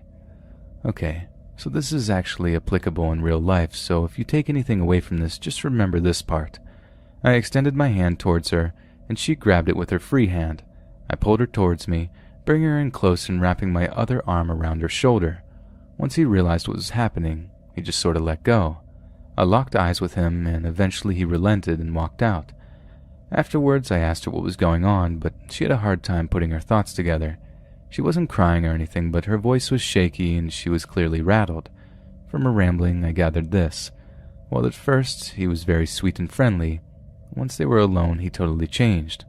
Once they were outside alone, he asked her really sexual questions like, "Are you a virgin? How many guys have you been with? What's the biggest D you've had?" When she first tried to leave, he told her she didn't need to find her friends as she was going home with him in a demanding tone. Then she actually tried to step out. He held onto her wrist with a death grip. I can confirm this as she showed me the red marks left on her wrist from how hard he was grabbing her. Once she settled down a bit, I helped her find her friends, and she even gave me her number before we went our separate ways. So, weird greasy kid, thanks so much for setting me up with my now girlfriend. Hey friends, thanks for listening. Be sure to subscribe and click that notification bell to be alerted of all future narrations. If you got a story, be sure to submit them to my subreddit, our Let's Read official, and give and receive feedback from the community, and maybe even hear it featured here on the channel, and grab early access to all future narrations for just $1 a month on Patreon, and maybe even pick up some Let's Read merch on Spreadshirt. Links in the bio. Thanks so much, friends, and I'll see you again soon.